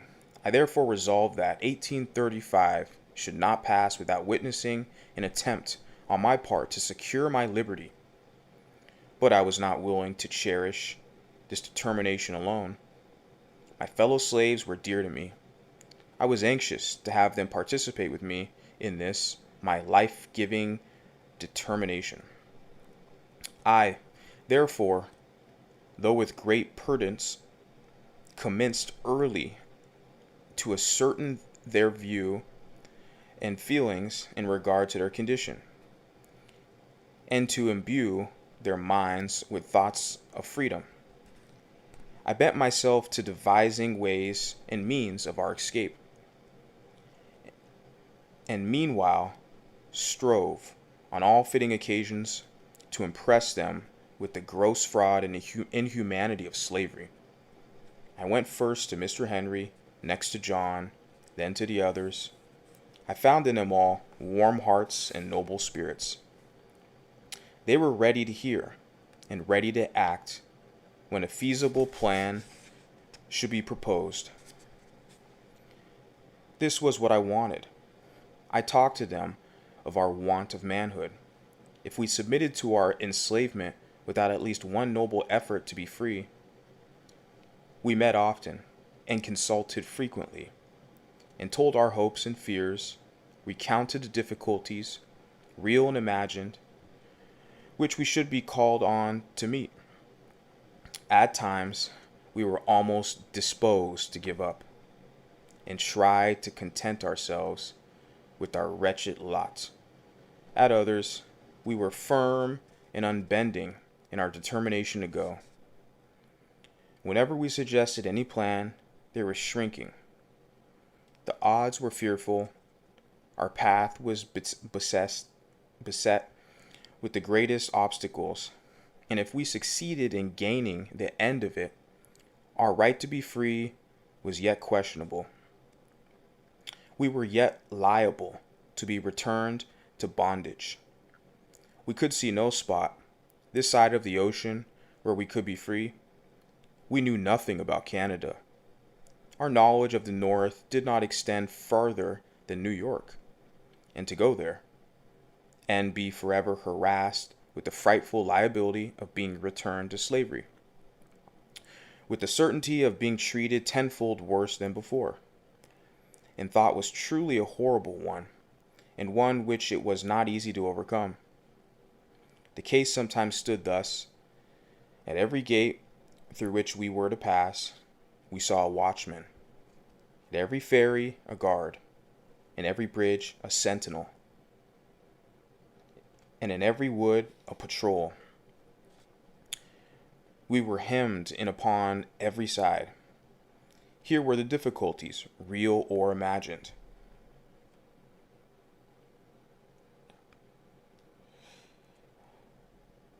The good to be sought and the evil to be shunned.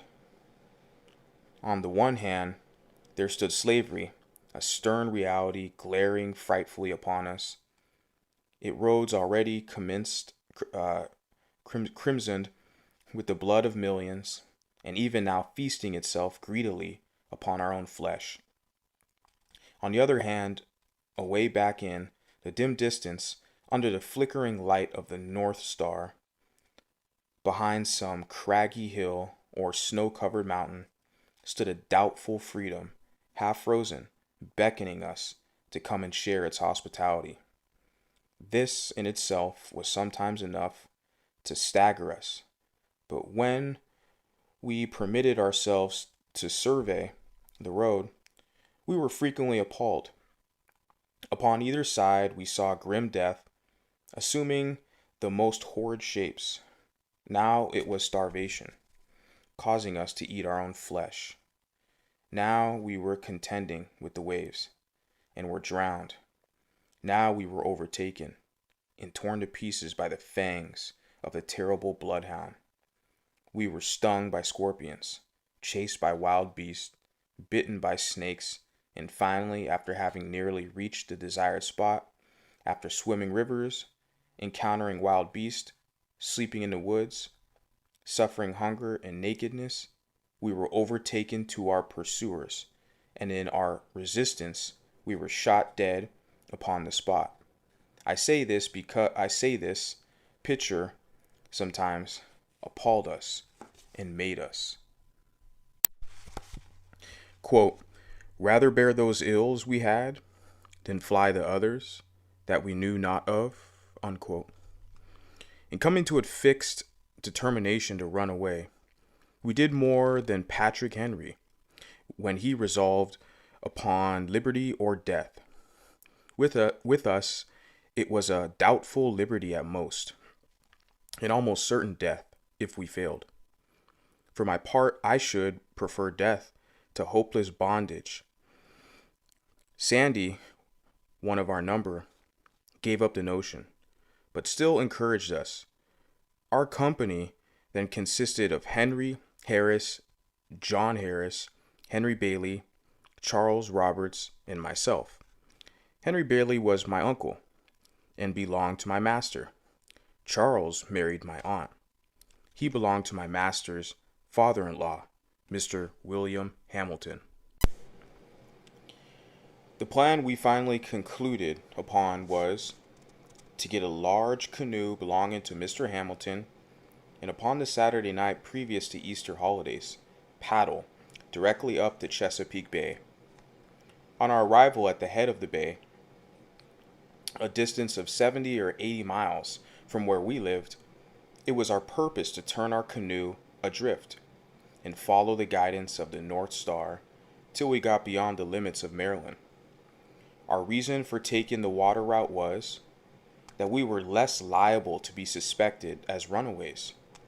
We hoped to be regarded as fishermen, whereas if we should take the land route, we should be subjected to interruptions of almost every kind. Anyone having a white face and being so disposed could stop us and subject us to examination. The week before our intended start, I wrote several protections, one for each of us, as well as I can remember. They were in the following words, to wit, quote, "This is to certify that I, the undersigned, have given the bearer, my servant, full liberty to go to Baltimore and spend the Easter holidays. Written with mine own hand, 1835, William Hamilton, near St. Michael's in Talbot County, Maryland," unquote. We were not going to Baltimore, but in going up the bay, we went toward Baltimore, and these protections were only intended to protect us while on the bay. As the time drew near for our departure, our anxiety became more and more intense. It was truly a matter of life and death with us. The strength of our determination was about to be fully tested. At this time, I was very active in explaining every difficulty, removing every doubt, dispelling every fear, and inspiring all with the firmness indispensable to success in our undertaking, assuring them that half was gained the instant we made the move. We had talked long enough. We were now ready to move. If not now, we never should be. And if we did not intend to move now, we had as well fold our arms, sit down, and acknowledge ourselves fit only to be slaves. This none of us were prepared to acknowledge. Every man stood firm, and at our last meeting, we pledged ourselves afresh, in the most solemn manner, that, at the time appointed, we would certainly start in pursuit of freedom. This was in the middle of the week, at the end of which we were to be off. We went, as usual, to our several fields of labor, but with bosoms highly agitated with thoughts of our truly hazardous undertaking. We tried to conceal our feelings as much as possible, and I think we succeeded very well. After a painful waiting, the Saturday morning, whose night was to witness our departure, came. I hailed it with joy, bring what sadness it might. Friday night was a sleepless one for me. I probably felt more anxious than the rest, because I was, by common consent, at the head of the whole affair. The responsibility of success or failure lay heavily upon me. The glory of the one and the confusion of the other were alike mine. The first 2 hours of the morning were such as I'd never experienced before, and hope never to again. Early in the morning, we went as usual to the field. We were spreading manure, and all at once, while thus engaged, I was overwhelmed with an indescribable feeling, in the fullness of which I turned to Sandy, who was nearby, and said, quote, "We are betrayed."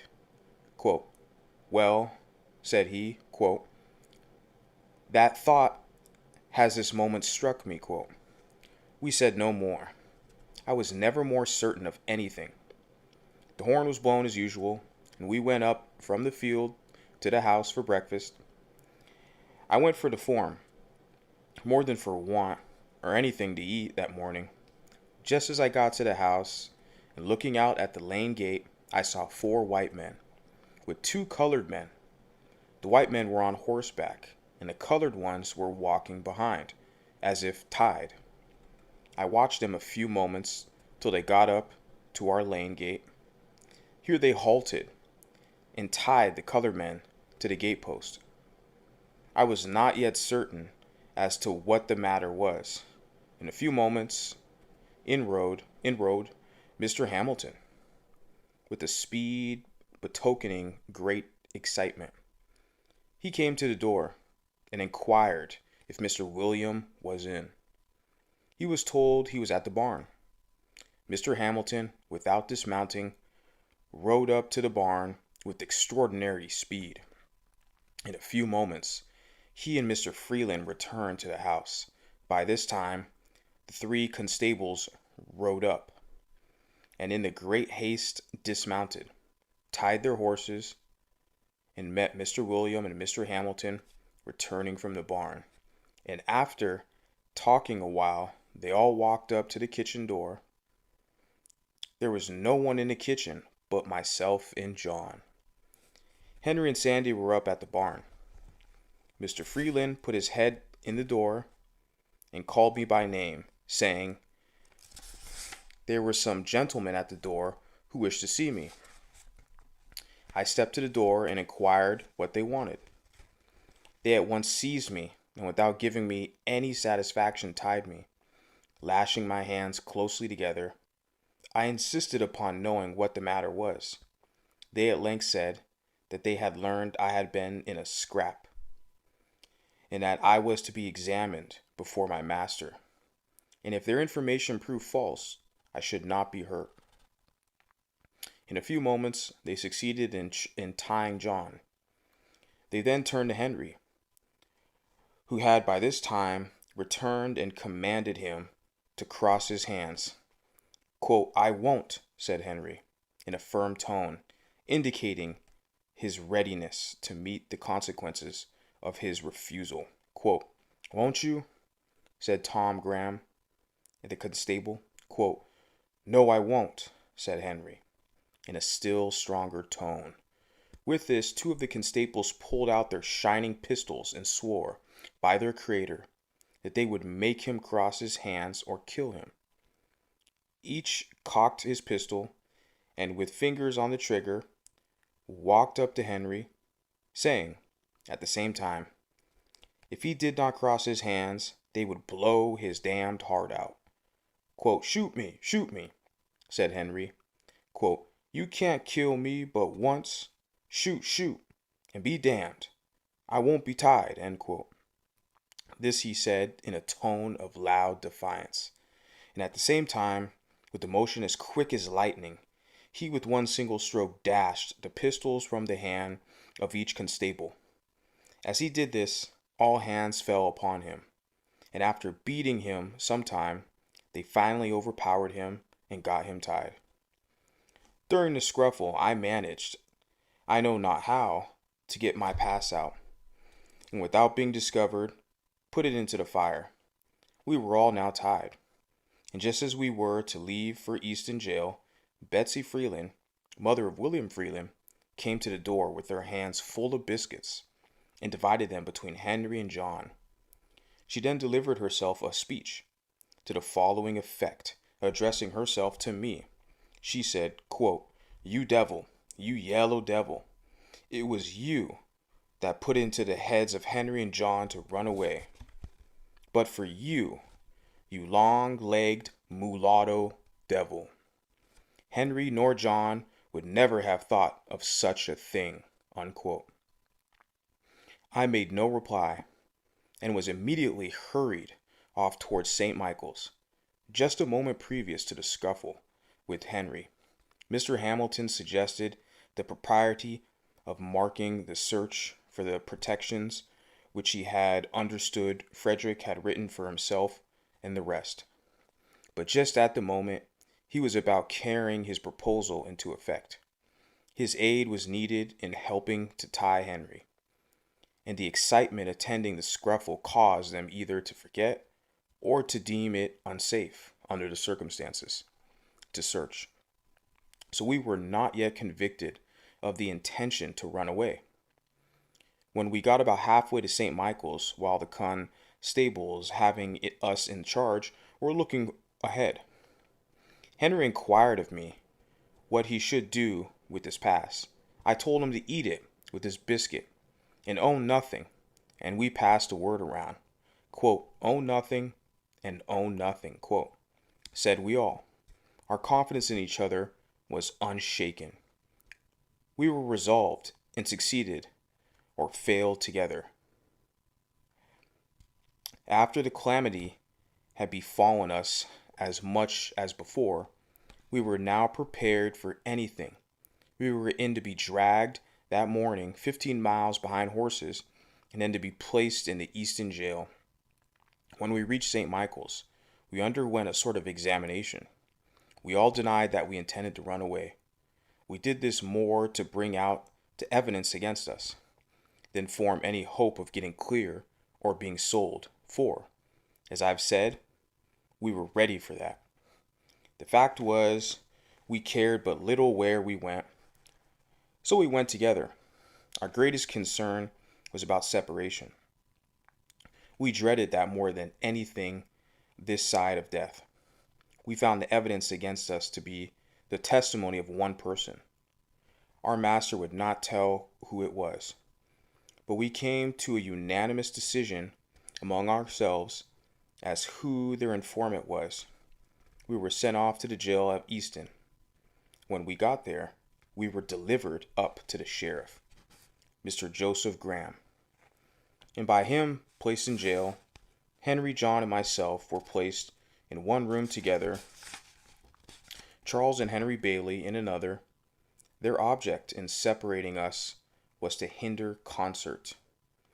We had been in jail scarcely 20 minutes when a swarm of slave traders and agents for slave traders flocked into jail to look at us and to ascertain if we were for sale. Such a set of beings I never saw before. I felt myself surrounded by so many fiends from protection. A band of pirates never looked more like their father, the devil. They laughed and grinned over us, saying, quote, "Ah, my boys, we have got you, haven't we?" quote. And after taunting us in various ways, they one by one went to the examination of us, with intent to ascertain our value. They would impudently ask if we would not like to have them for our masters. We would make them no answer, and leave them to find out as best they could. They would curse and swear at us, telling us that they would take the devil out of us in a very little while, if we were only in their hands. While in jail, we found ourselves in much more comfortable quarters than we expected when we went there. We did not get much to eat, nor that which was very good, but we had a good clean room, from the windows to which we could see what was going on in the street, which is very much better than though we had been placed in one of the dark, damp cells upon the whole. We got along very well, so far as the jail and its keeper were concerned. Immediately after the holidays were over, contrary to all our expectations, Mr. Hamilton and Mr. Freeman came up to Easton and took Charles and 2 Henrys and John out of the jail and carried them home, leaving me alone. I regard this separation as a final one. It caused me more pain than anything else in the whole transaction. I was ready for anything rather than separation. I suppose that had consulted together and had decided that, as I was the whole cause of the intention of the others to run away, it was hard to make the innocent suffer with the guilty, and that they had, therefore, concluded to take the others home and sell me as a warning to the others that remained. It is due to the noble Henry to say he seemed almost as reluctant at leaving the prison as at leaving home to come to the prison. But we knew we should, in all probability, be separated if we were sold, and since he was in their hands, he concluded to go peacefully home. I was now left to my fate. I was all alone, and within the walls of the stone prison, but a few days before, and I was full of hope. I expected to have been safe in a land of freedom, but now I was covered with gloom, sunk down to the utmost despair. I thought the possibility of freedom was gone. I was kept in this way about 1 week, at the end of which Captain Allude, my master, to my surprise and utter astonishment, came up and took me out, with the intention of sending me, with a gentleman of his acquaintance, into Alabama. But from some cause or other, he did not send me to Alabama. He concluded to send me back to Baltimore to live again with his brother Hugh and to learn a trade. Thus, after an absence of 3 years and 1 month, I was once more permitted to return to my old home at Baltimore. My master sent me away because there existed against me a very great prejudice in the community, and he feared I might be killed. In a few years after I went to Baltimore, Master Hugh hired me to Mr. William Gardner, an extensive shipbuilder, on Fells Point. I was put there to learn how to caulk. It, however, proved a very unfavorable place for the accomplishments of this object. Mr. Gardner was engaged that spring in building two large man-of-war bergs professedly for the Mexican government. The vessels were to be launched in July of that year, and the failure therefore, Mr. Gardner was to lose a considerable sum, so that when I entered all of this hurry, there was no time to learn anything. Every man had to do that which he knew how to do. In entering the shipyard, my orders from Mr. Gardner were to do whatever the carpenters commanded me to do. This was placing me at the beck and call of about 75 men. I was to regard all these masters. Their word was to be my law. My situation was a most trying one. At times, I needed a dozen part of hands.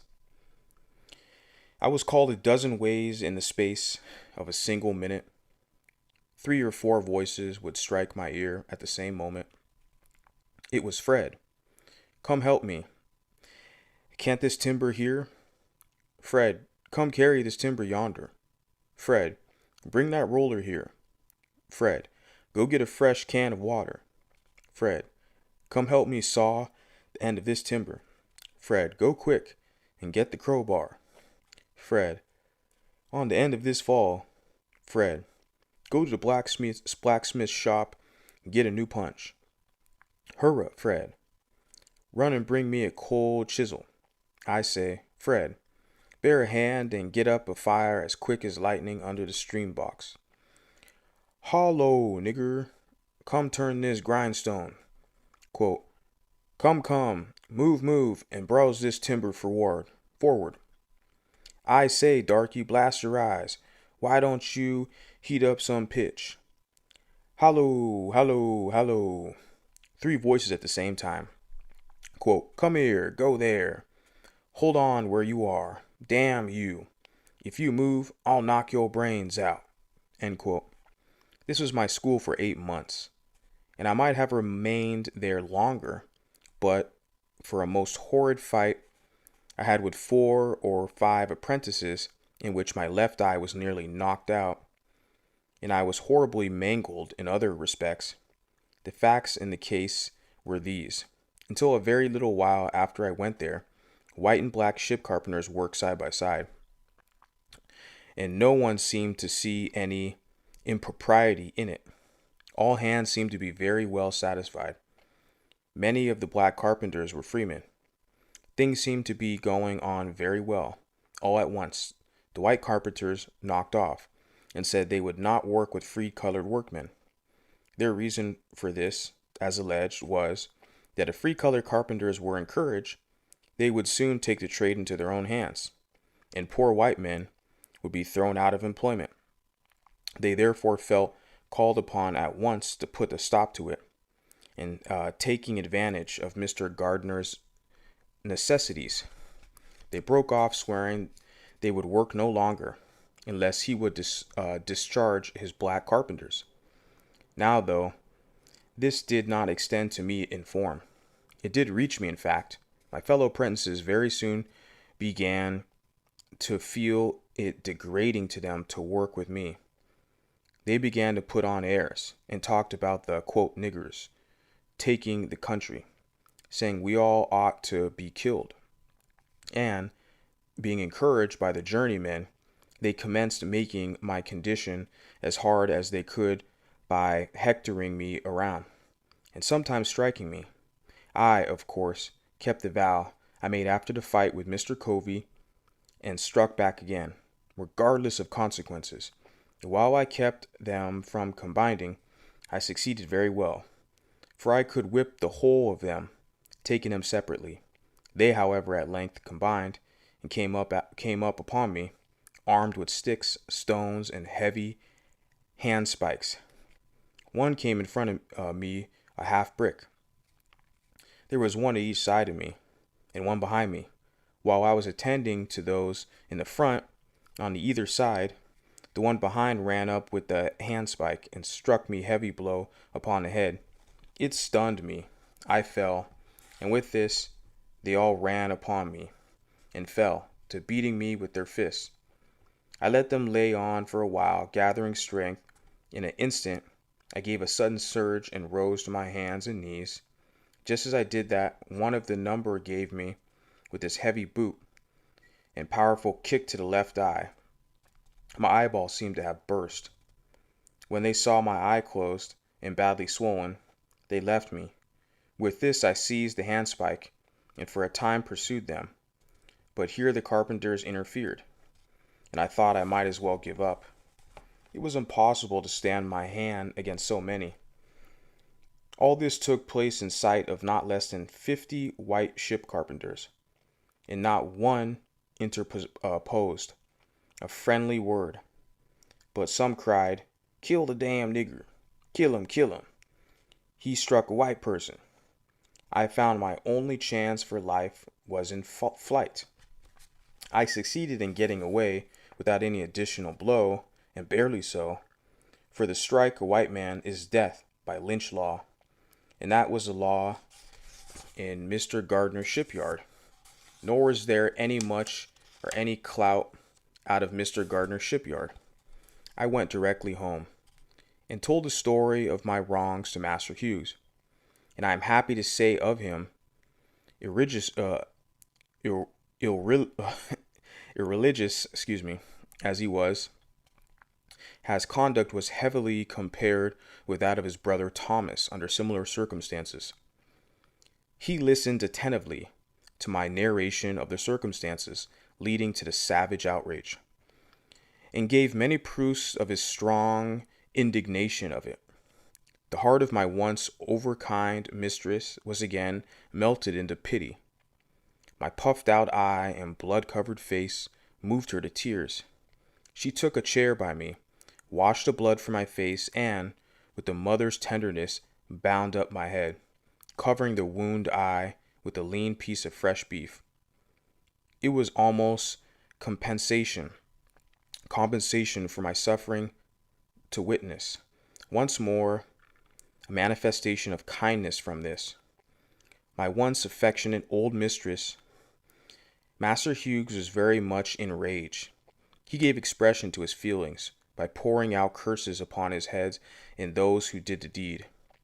As soon as I got a little the better of my bruises, he took me with him to Esquire Watson's on Bond Street to see what could be done about the matter. Mr. Watson inquired who saw the assault committed.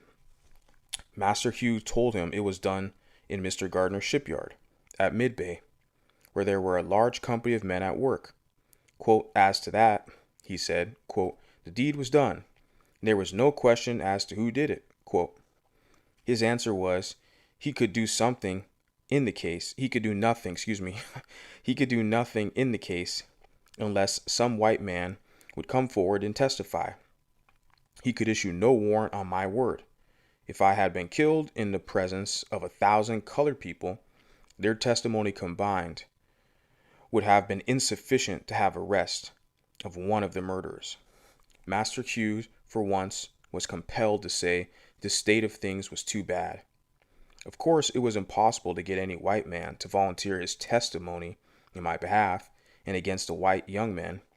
Even those who have sympathized with me were not prepared to do this. It required a degree of courage unknown to them to do so.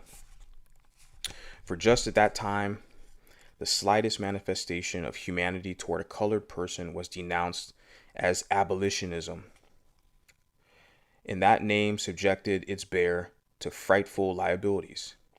The watchwords of the bloody minded in that region, and in those days were damn the abolitionists and damn the niggers.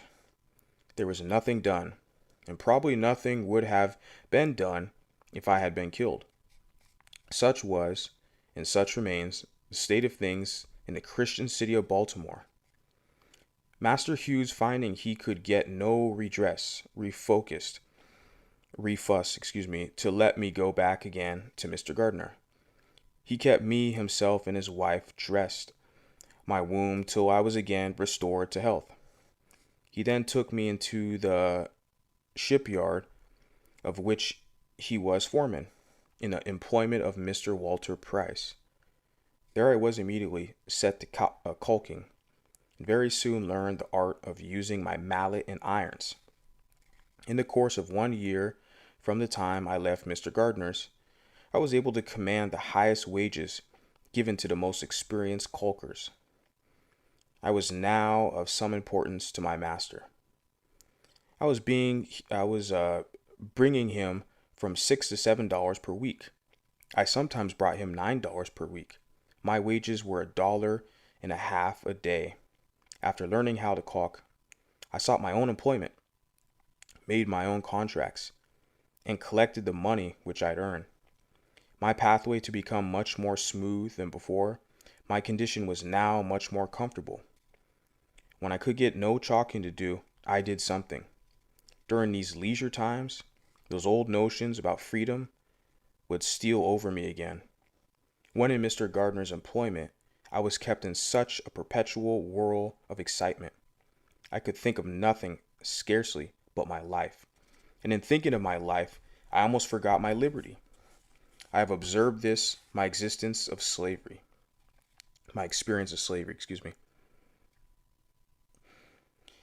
that whenever my condition was improved, instead of its increasing my contentment, it only increased my desire to be free, and set me to thinking of plans to gain my freedom. I have found that to make a contented slave, it is necessary to make a thoughtless one. It is necessary to darken his moral and mental vision, and as far as possible, to annihilate the power of reason. He must be able to detect no inconsistencies in slavery. He must be made to feel that slavery is right, and he can be brought to that only when he ceases to be a man. I was now getting, as I have said, $1.50 per day. I contracted for it. I earned it. It was paid to me. It was rightfully my own. Yet, upon each returning Saturday night, I was compelled to deliver every cent of that money to Master Hugh. And why? Not because he earned it, not because he had any hand in earning it, not because I owed it to him, nor because he possessed the slightest shadow of a right to it, but solely because he had the power to compel me to give it up. The right of the grim, visaged pirate upon the high seas is exactly the same. Chapter 11. I now come to the part of my life during which I planned and finally succeeded in making my escape from slavery. But before narrating any of the peculiar circumstances, I deemed it proper to make it known my intention not to state all the facts connected with the transaction. My reasons for pursuing this course may be understood from the following. First, were I to give a minute statement of all the facts, it is not only possible, but quite probable that others would thereby be involved in the most embarrassing difficulties. Secondly, such a statement would most undoubtedly induce greater vigilance on the part of the slaveholders than has existed heretofore among them, which would, of course, by the means of guarding a door whereby some dear brother bondman might escape his galling chains. I deeply regret the necessity that impels me to suppress anything of importance connected with my experience in slavery. It would afford me great pleasure, indeed, as well as materially add to the interest of my narrative, were I at liberty to gratify a curiosity which I know exists in the minds of many, but an accurate statement of all the facts pertaining to my most fortunate escape. But I must deprive myself of this pleasure, and the curious of the gratification which such a statement would afford. I would allow myself to suffer under the greatest imputations which evil-minded men might suggest, rather than exculpate myself,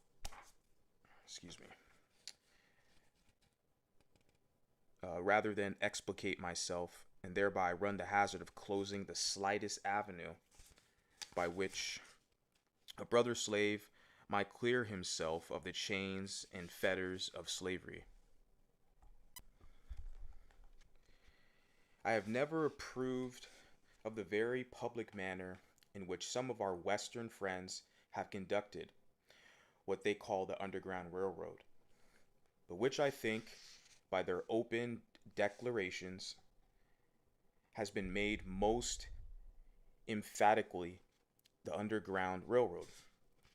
I honor those good men and women for their noble daring and applaud them for willingly subjecting themselves to bloody persecution by avowing their participation in the escape of slaves. I, however, can see very little good resulting from such a course, either to themselves or the slaves escaping, while upon the other hand, I see and feel assured that those open declarations are a positive evil to the slaves remaining, who are seeking to escape. They do nothing towards enlightening the slave, whilst they do much towards enlightening the master. They stimulate him to greater watchfulness and enhance his power to capture his slave. We owe something to the slaves south of the line, as well as to those north of it, and in aiding the latter on their way to freedom, we should be careful to do nothing which would be likely to hinder the former from escaping from slavery. I would keep the merciless slaveholder profoundly ignorant of the means of flight adopted by the slave. I would leave him to imagine himself surrounded by myriads of invisible tormentors, ever ready to snatch from his infernal grasp his trembling prey. Let him be left to feel this way in the dark. Let darkness commensurate with this crime hover over him, and let him feel that at every step he takes in pursuit of the flying bondman, he is running the frightful risk of having his hot brains dashed out by an invisible agency. Let us render the tyrant no aid. Let us not hold the light by which he can trace the footprints of our flying brother. But enough of this. I will now proceed to the statement of those facts connected with my escape, for which I am alone responsible, and for which no one can be made to suffer but myself. In the early part of the year 1838, I became quite restless. I could see no reason why I should, at the end of each week, pour the reward of my toil into the purse of my master. When I carried to him my weekly wages, he would, after counting the money, look me in the face with a robber-like fierceness and ask, quote, "Is this all?" He was satisfied with nothing less than the last cent. He would, however, when I made him $6, sometimes give me 6 cents to encourage me. It had the opposite effect. I regarded it as a sort of admission of my right to the whole. The fact that he gave me any part of my wages was proof, to my mind, that he believed me entitled to the whole of them. I always felt worse for having received anything, for I feared that the giving me a few cents would ease his consciousness and make him feel like himself to be a pretty honorable sort of robber. My discontent grew upon me. My discontent grew upon me. I was ever on the lookout for means of escape, and finding no direct means, I determined to try to hire my time. With the view of getting money with which to make my escape, in the spring of 1838, when Master Thomas came to Baltimore to purchase his spring goods, I got an opportunity and applied to him to allow me to hire my time. He unhesitatingly refused my request and told me this was another stratagem by which to escape. He told me I could go nowhere, but that he could get me, and that, in the event of my running away, he should spare no pains in his efforts to catch me. He exhorted me to conduct myself and be obedient. He told me if I would be happy, I must lay out no plans for the future. He said if I behaved myself properly, he would take care of me. Indeed, he advised me to complete thoughtlessness of the future and taught me to depend solely upon him for happiness. He deemed to see fully the pressing necessity of setting aside my intellectual nature in order to contentment in slavery. But in spite of him, and even in spite of myself, I continued to think, and to think about the injustice of my enslavement and the means of escape. About 2 months after this, I applied to Master Hugh for the privilege of hiring my time. He was not acquainted with the fact that I had applied to Master Thomas and had been refused. He too at first seemed disposed to refuse, but after some reflection, he granted me the privilege and proposed the following terms. I was to be allowed all my time, make all contracts with those for whom I worked, and find my own employment, and in return for this liberty, I was to pay him $3 at the end of each week, find myself in caulking tools, and in board and clothing. My board was $2.50 per week. This, with the wear and tear of clothing and caulking tools, made my regular expenses about $6 per week. This amount I was compelled to make up, or relinquish the privilege of hiring my time. Rain or shine, work or no work, at the end of each week, the money must be forthcoming, or I must give up my privilege. This arrangement, it will be perceived, was decidedly in my master's favor. It relieved him of all need of looking after me. His money was sure. He received all the benefits of slaveholding without its evils, while I endured all the evils of a slave and suffered all the care and anxiety of a freeman. I found it a hard bargain, but hard as it was, I thought it better than the old mode of getting along. It was a step towards freedom to be allowed to bear the responsibilities of a freeman, and I was determined to hold on upon it.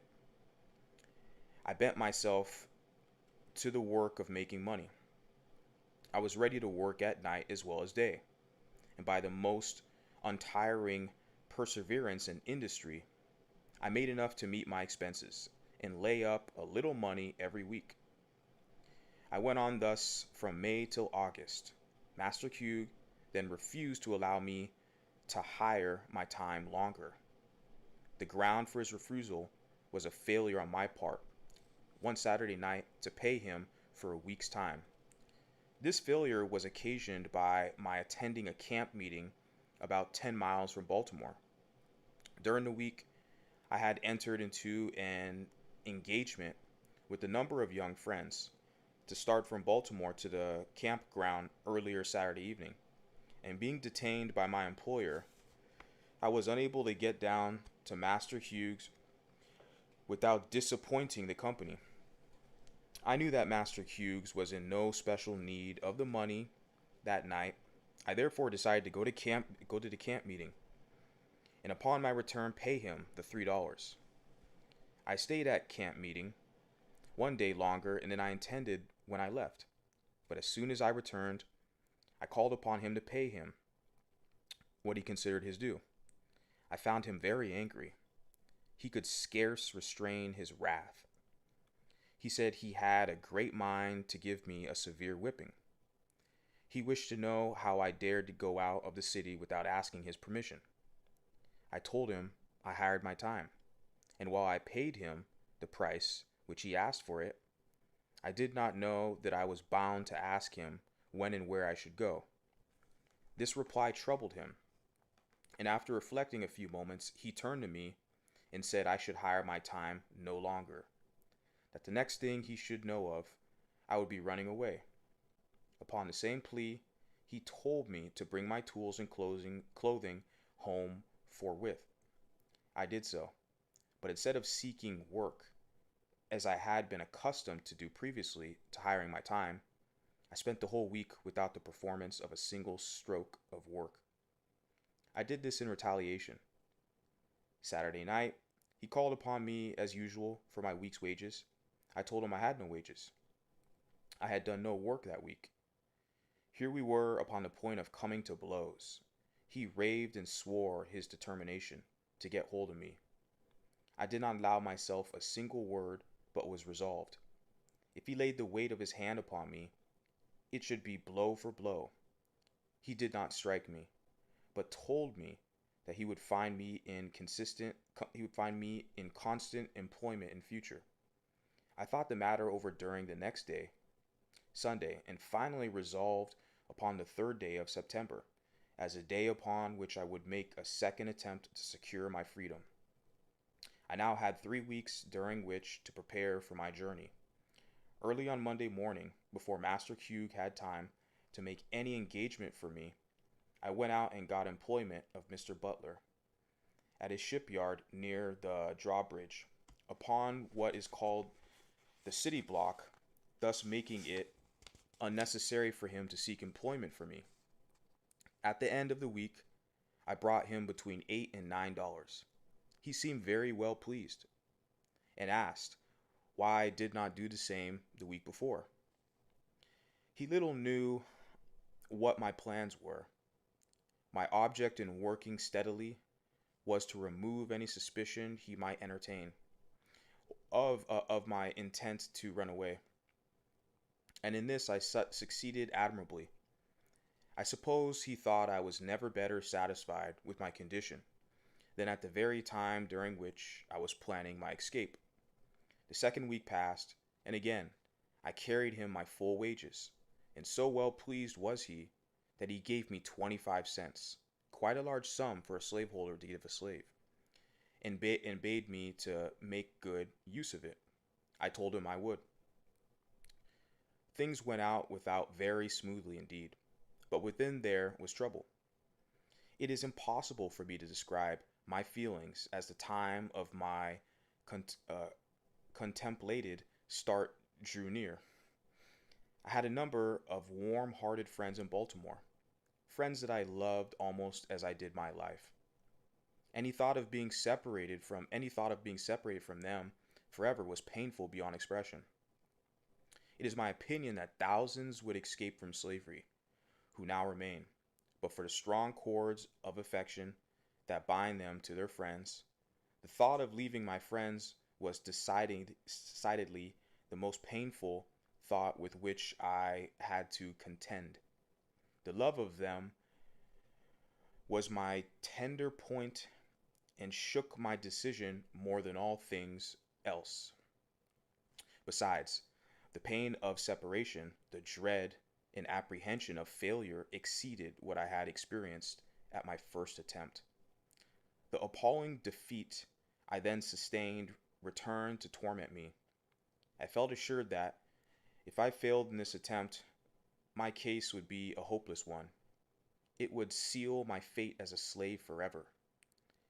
I could not hope to get off with anything less than the severest punishment. and being placed beyond the means of escape. It required no very vivid imagination to depict the most frightful scenes through which I should have to pass. In case I failed, the wretchedness of slavery and the blessedness of freedom were perpetually before me. It was life and death with me. But I remained firm, and according to my resolution on the 3rd day of September 1838, I left my chains and succeeded in reaching New York without the slightest interruption of any kind. How I did so, what means I adopted, what direction I traveled, and by what mode of conveyance, I must leave unexplained for the reasons before mentioned. I have been frequently asked how I felt when I found myself in a free state. I have never been able to answer the question with any satisfaction to myself. It was a moment of the highest excitement I have ever experienced. I suppose I felt as one may imagine the unarmed mariner to feel when he is rescued by a friendly man of war from the pursuit of a pirate. In writing to a dear friend, immediately after my arrival at New York, I said I felt like one who had escaped a den of hungry lions. This state of mind, however, very soon subsided, and I was again seized with a feeling of great insecurity and loneliness. I was yet liable to be taken back and subjected to all the tortures of slavery. This in itself was enough to damp the ardor of my enthusiasm. But the loneliness overcame me. There I was in the midst of thousands, and yet a perfect stranger, without home and without friends, in the midst of thousands of my own brethren, children of a common father, and yet I dare not to unfold to any of them my sad condition. I was afraid to speak to anyone for fear of speaking to the wrong one, and thereby failing into the hands of money-loving kidnappers whose business it was to lie in wait for the panting fugitive, as the ferocious beasts of the forest lie in wait for their prey. The motto which I adopted when I started from slavery was this, quote, "Trust no man." I saw in every white man an enemy, and in almost every colored man cause for distrust. It was a most painful situation, and to understand it, one must needs experience it, or imagine himself in a similar circumstance. Let him be a fugitive slave in a strange land, a land given up to be hunted ground for slaveholders whose inhabitants are legalized kidnappers, where he is every moment subjected to the terrible liability of being seized upon by his fellow man, as the hideous crocodile seizes upon his prey. I say, let him place himself in my situation, without home or friends, without money or credit, wanting shelter, and no one to give it, wanting bread, and no money to buy it. And at the same time, let him feel that he is pursued by merciless men hunters, and in total darkness as to what to do, where to go, or where to stay. Perfectly helpless, both as to the means of difference and means of escape. In the midst of plenty, yet suffering the terrible yawnings of hunger. In the midst of houses, yet having no home. Among fellow men, yet feeling as if in the midst of wild beasts, whose greediness to swallow up the trembling and half-famished fugitive is only equaled by that with which the monsters of the deep swallow up the helpless fish upon which they subset. I say, let him be placed in the most trying situation, the situation in which I was placed. Then, and not till then, will he fully appreciate the hardships of, and know how to sympathize with, the toil-worn and whip-scarred fugitive slave. Thank heaven, I remained but a short time in this distressed situation. I was relieved from it by the humane hand of Mr. David Ruggles, whose vigilance, kindness, and perseverance I shall never forget. I am glad of an opportunity to express as far as words I can the love and gratitude I bear him Mr. Ruggles is now afflicted with blindness, and is himself in need of the same kind offices which he was once so forward in the performance of toward others. I had been in New York but a few days when Mr. Ruggles sought me out, and very kindly took me to his boarding house at the corner of Church and L'Esplanade streets. Mr. Ruggles was then very deeply engaged in the memorable Dard case, as well as attending to a number of other fugitive slaves, devising ways and means for their successful escape. And though watched and hemmed in on almost every side, he seemed to be more than a match for his enemies. Very soon after I went to Mr. Ruggles, he wished to know of me where I wanted to go, as he deemed it unsafe for me to remain in New York. I told him I was a caulker and should like to go where I could get work. I thought of going to Canada, but he decided against it, and in favor of my going to New Bedford, thinking I should be able to get work there at my trade. At this time, Anna, my intended wife, came on, for I wrote to her immediately after my arrival at New York. Notwithstanding my homelessness, houseless, and helpless condition, informing her of my successful flight and wishing her to come on forthwith. In a few days after her arrival, Mr. Ruggles called in the Rev. J.W.C. Pennington, who in the presence of Mr. Ruggles, Mrs. Michaels, and 2 or 3 others, performed the marriage ceremony and gave us a certificate of which the following is an exact copy. Quote, "This may certify that I joined together in the holy matrimony Frederick Johnson and Anna Murray as man and wife in the presence of Mr. David Ruggles and Mrs. Michaels. James W.C. Pennington, New York, September 15th, 1838, unquote. Upon receiving the certificate and a $5 bill from Mr. Ruggles, I shouldered one part of our baggage, and Anna took up the other, and we set out forth with the take passage on board of a steamboat John W. Richmond for Newport. On our way to the New Bedford, Mr. Ruggles gave me a letter to a Mr. Shaw in Newport, and told me, in case my money did not serve me in New Bedford, to stop in Newport and obtain further assistance. But upon our arrival at Newport, we were so anxious to get to the place of safety that notwithstanding we lacked the necessary money to pay our fare, we decided to take seats in the stage and promised to pay when we got to the New Bedford.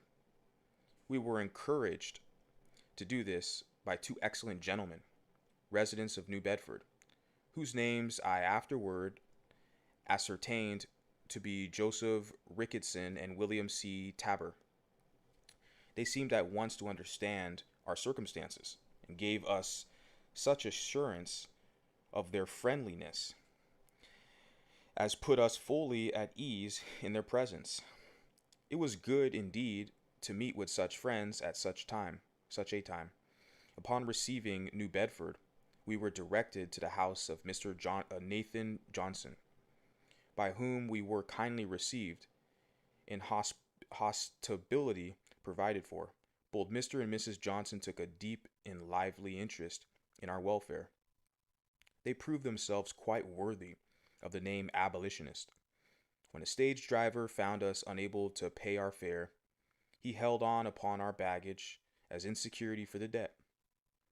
I had but to mention the fact to Mr. Johnson, and he forthwith advanced the money. We now began to feel a degree of safety, and to prepare ourselves for the duties and responsibilities of a life of freedom. On the morning after our arrival at New Bedford, while at the breakfast table, the question arose as to what name I should be called by. The name given me by my mother was Frederick Augustus Washington Bailey. I, however, had dispensed with the 2 middle names long before I left Maryland, so that I was generally known by the name of Frederick Bailey. I started from Baltimore bearing the name of Stanley. When I got to New York, I again changed my name to Frederick Johnson and thought that would be the last change. But when I got to New Bedford, I found it necessary again to change my name. The reason of this necessity was that there were so many Johnsons in New Bedford, it was already quite difficult to distinguish between them. I gave Mr. Johnson the privilege of choosing me a name, but told him he must not take from me the name Frederick. I must hold on to that to preserve a sense of my identity.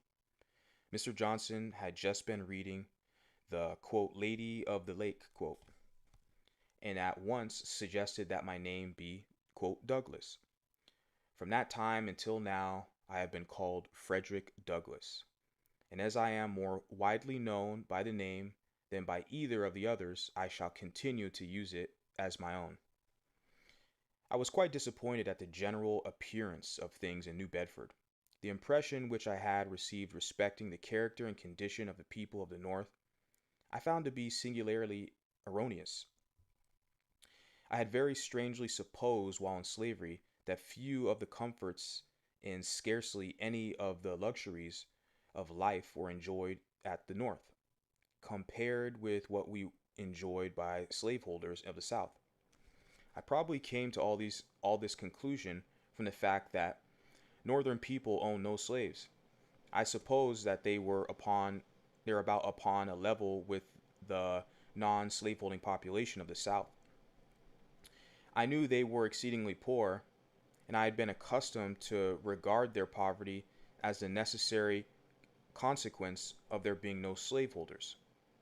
I had somehow embedded the opinion that in the absence of slaves there could be no wealth and very little refinement.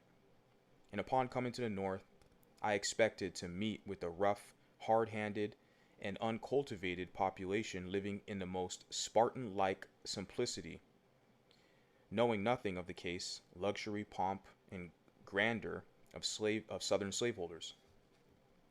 Such being my conjectures, anyone acquainted with the appearance of New Bedford may very readily infer how palpably I must have seen my mistake. In the afternoon of the day when I reached New Bedford, I visited the wharves to take a view of the shipping.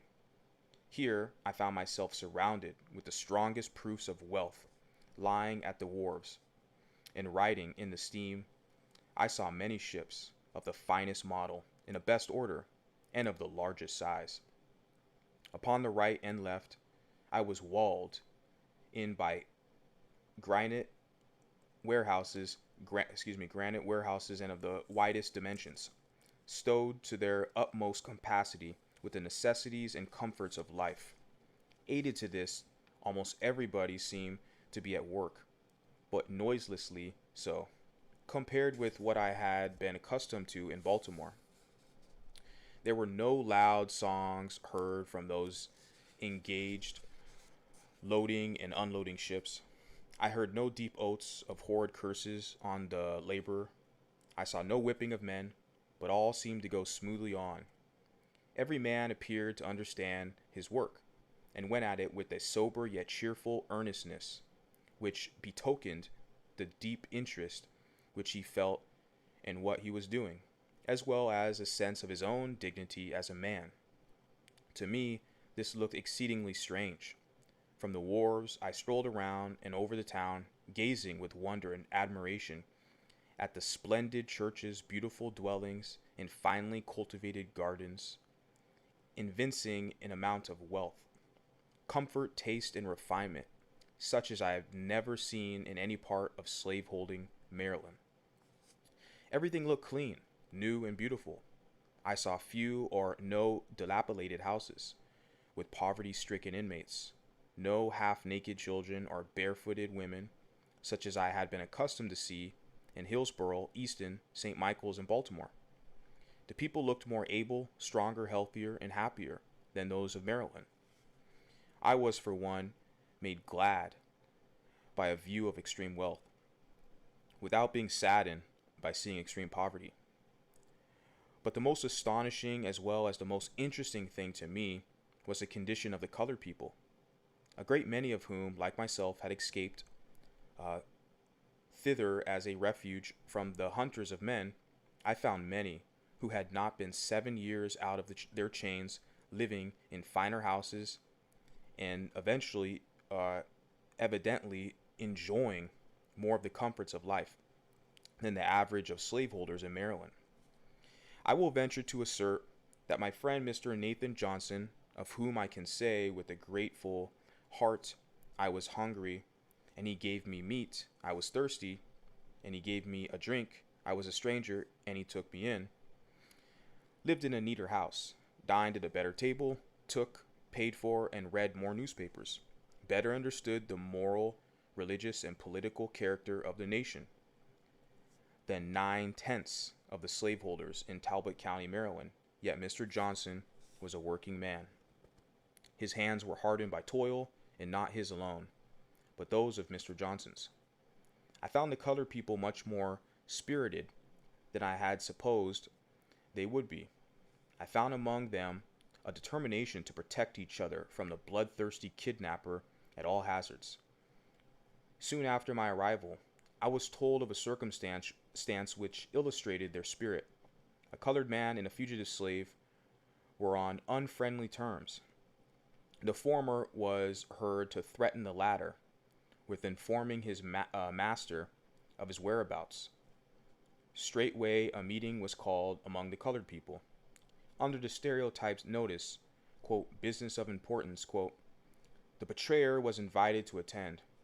The people come at the appointed hour and organize the meeting by appointing a very religious old gentleman as president, whom I believe made a prayer, after which he addressed the meeting as follows, quote, friends, we got him here, and I would recommend that you young men just take him outside the door and kill him, quote. With this, a number of them bolted at him, but they were intercepted by some more timid than themselves. At the betrayer escaped their vengeance. It has not been seen in New Bedford since. I believe there have been no more such threats, and should there be hereafter, I doubt not that death would be the consequence. I found employment the third day after my arrival in stowing a sloop with a load of oil. It was new, dirty, and hard work for me, and I went at it with a glad heart and a willing hand. I was now my own master. It was a happy moment, the rapture of which can be understood only by those who have been slaves. It was the first work, the reward of which was to be entirely my own. There was no Master Hugh standing ready, the moment I earned the money, to rob me of it. I worked that day with a pleasure I had never before experienced. I was at work for myself and newly married wife. It was to me the starting point of a new existence.